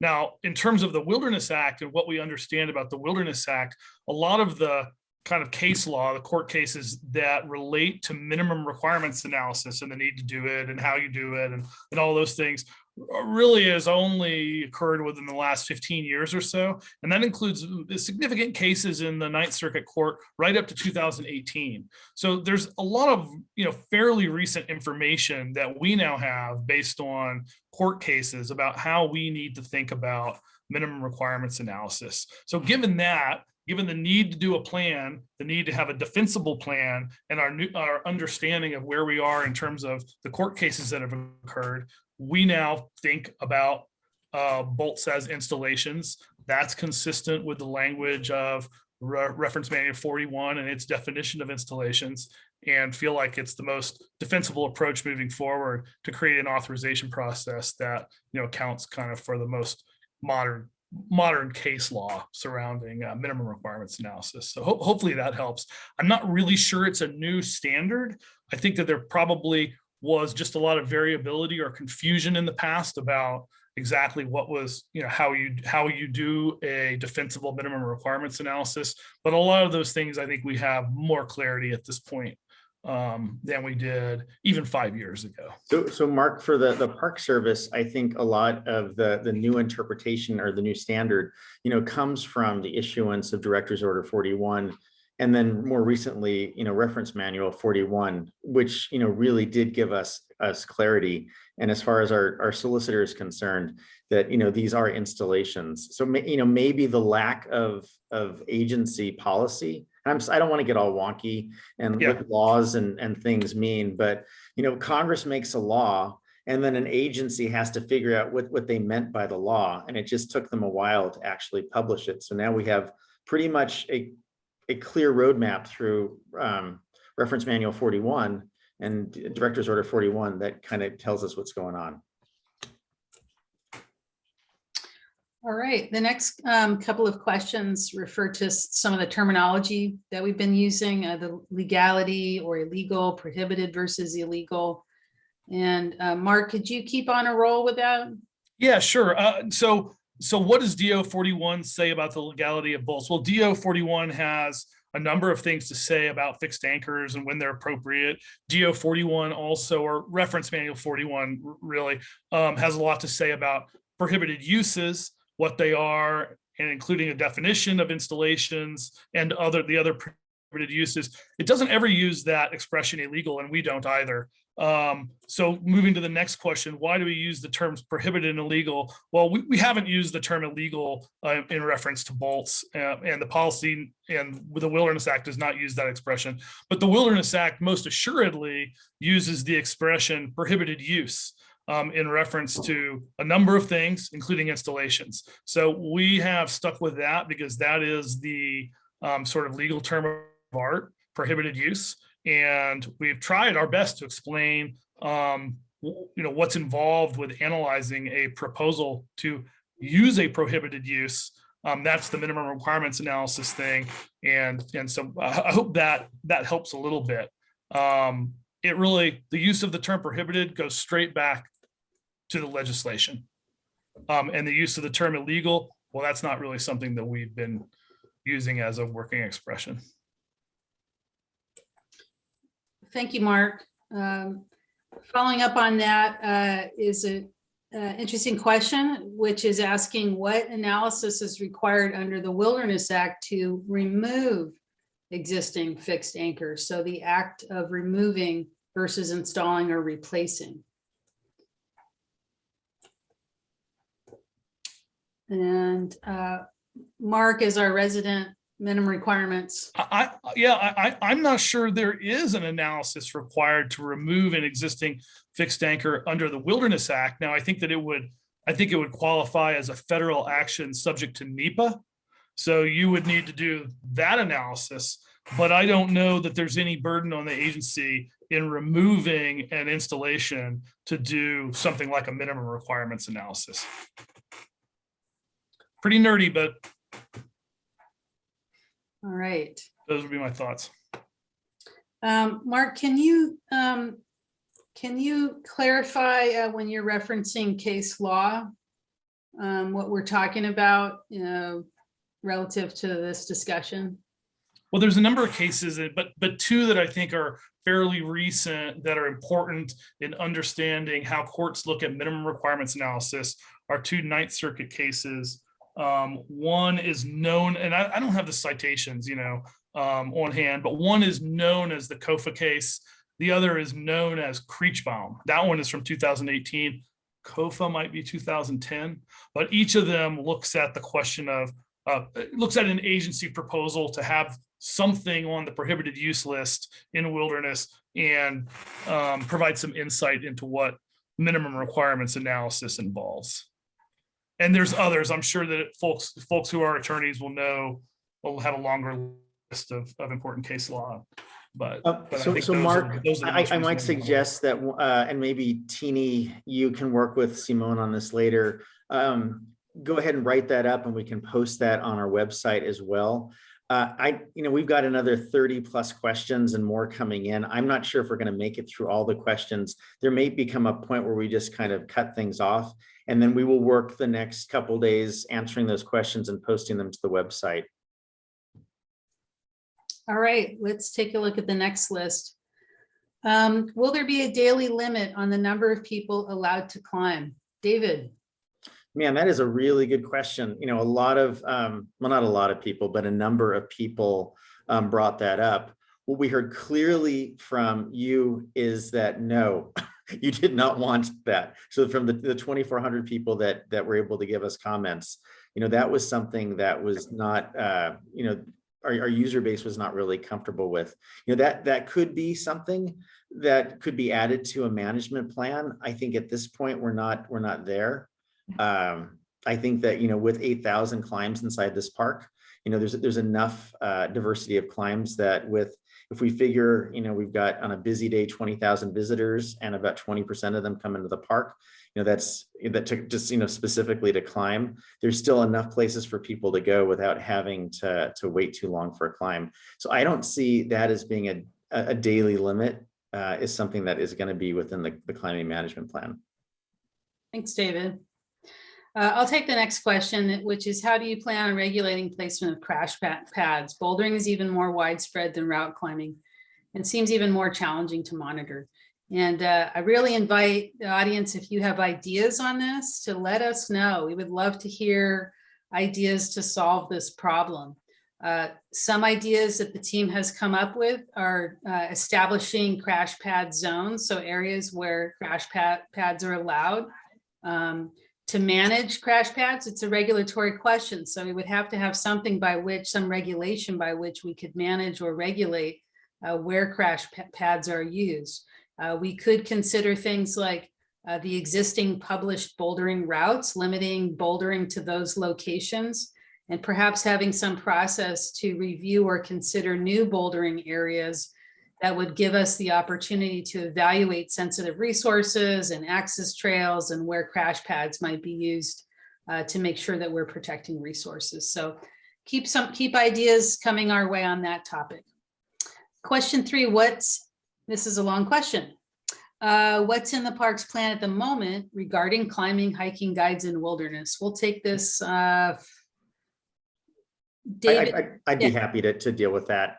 So the Wilderness Act allows for commercial use inside of wilderness areas, provided that it does not take away from the wilderness character. It is apparent to me as a park manager that the commercial use operators inside the park do an amazing job of creating stewardship with park users and also bringing folks into areas that they could not safely do otherwise. And that's actually one of the components of the minimum tool requirement, the MRA, looking at, does that allow someone to recreate in these areas of the park that they couldn't do otherwise?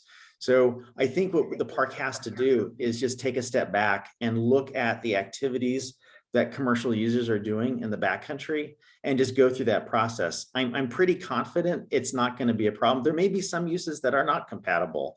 Leaving up tents for 3 or 4 days in a staging area might not be compatible with wilderness characteristics.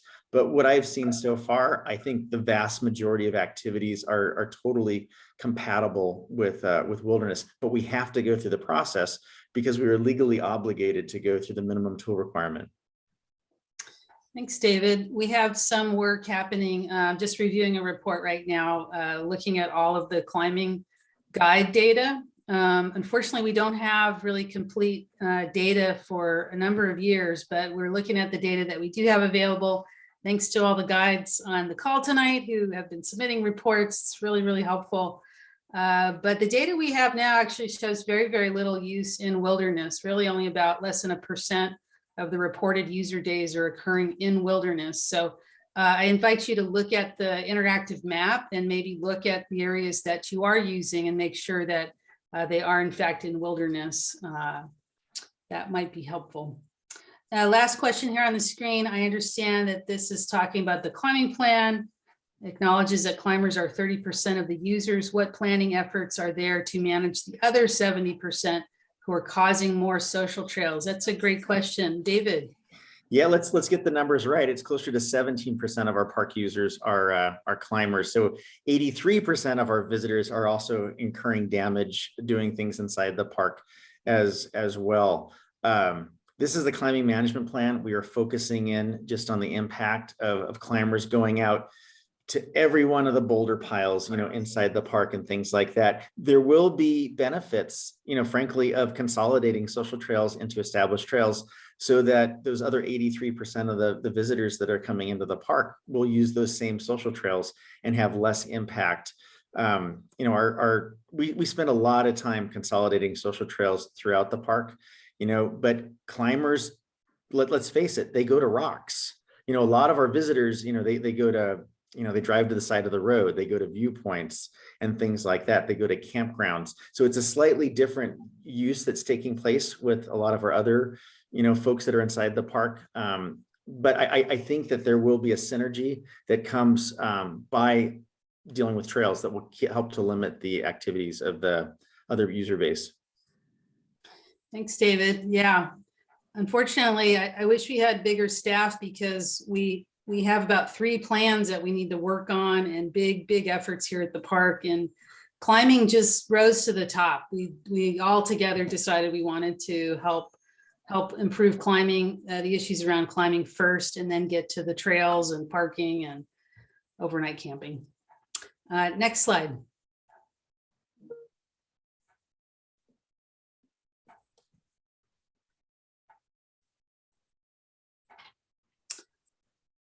All right, David, you want to hit that one? Is the parking situation or impacts to the climbing locations, Hidden Valley, for example, within the scope of this project?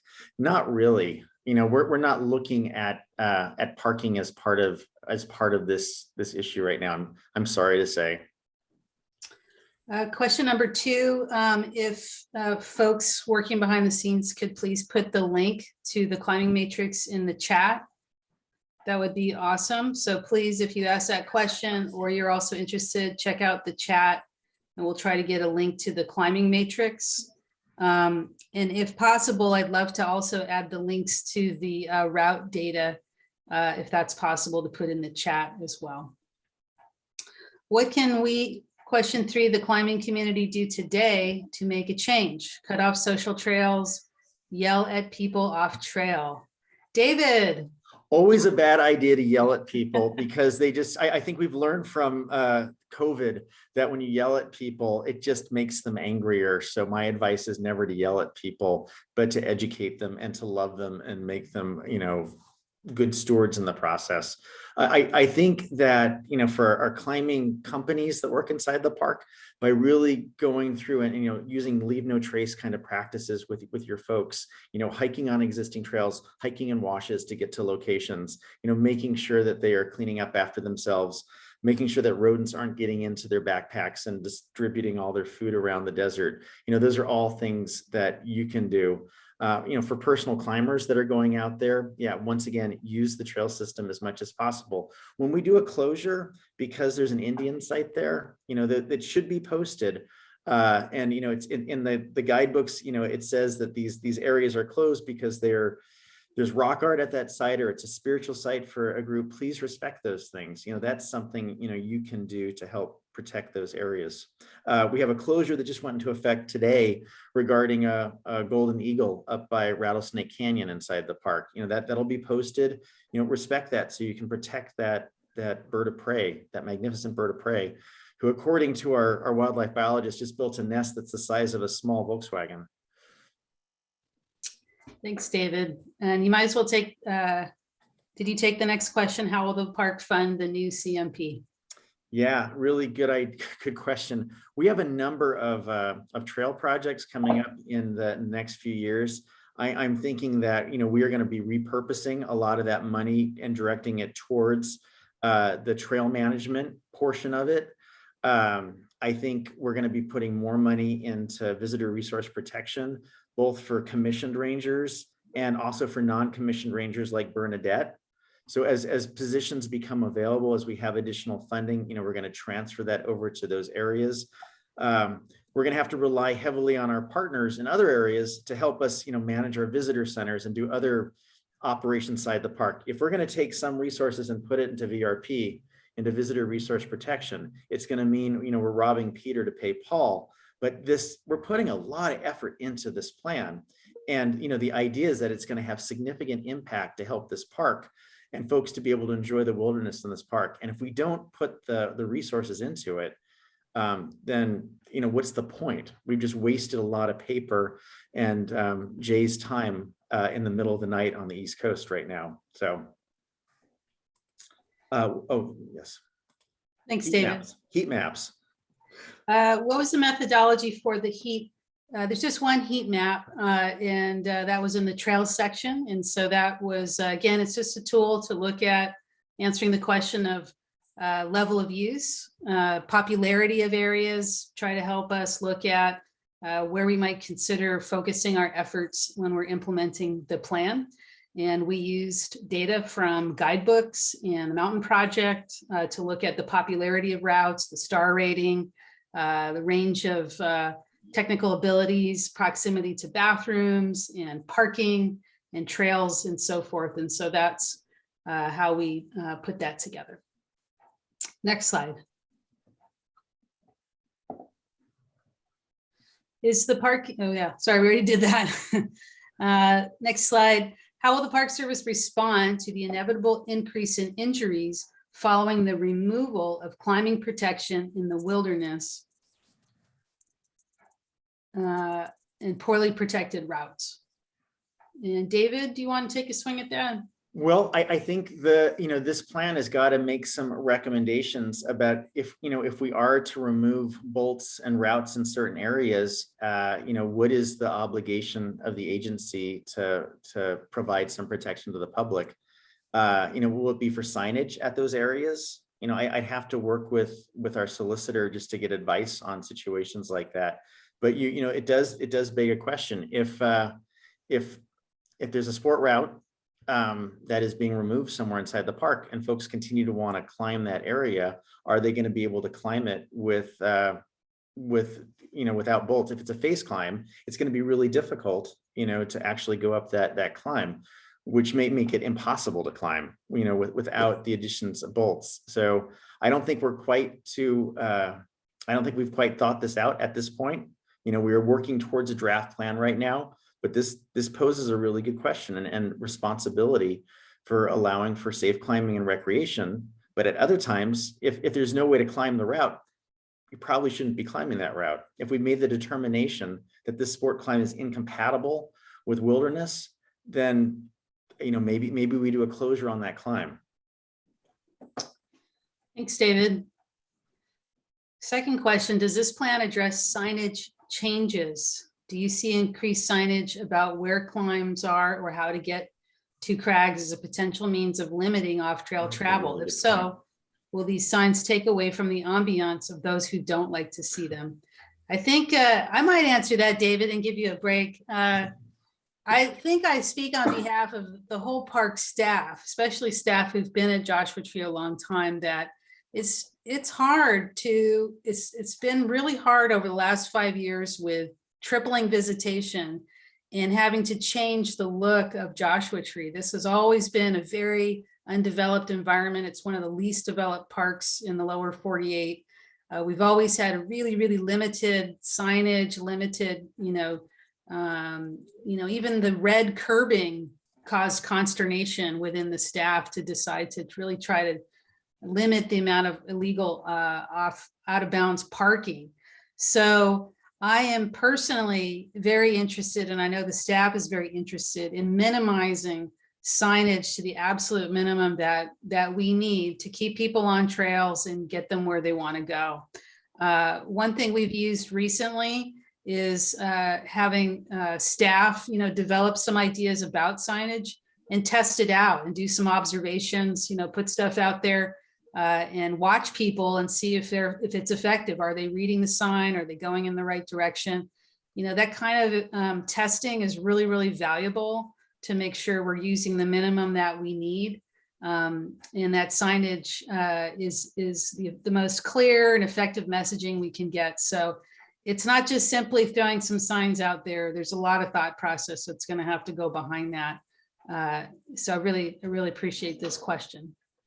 Number 3, was the solicitor's opinion a hallway conversation or an agreed upon, vetted, validated opinion regarding fixed anchors as installations? David or Mark? Yeah, I'll take a stab at that one. I would love to have a hallway conversation. It sounds so exciting to actually know solicitors and have them be willing to do that with me, but that is not the case. We have been working with the solicitor's office out of Washington since we began this process, just to get advice to make sure that we're interpreting things correctly. So this opinion has come in conjunction as we've developed this plan, and I'll read it to you right now. This is what we're working on. The NPS has concluded in consultation with the DOI Solicitor's Office that fixed anchors fall within the definition of installation, and as such are subject to minimum requirement analysis under the Wilderness Act.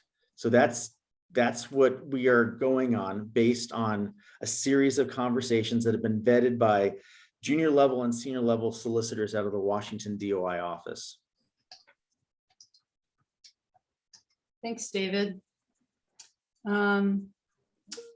Next question, would the NPS be open to hosting, quote, trail days where park staff offers to walk proposed trails with climbers?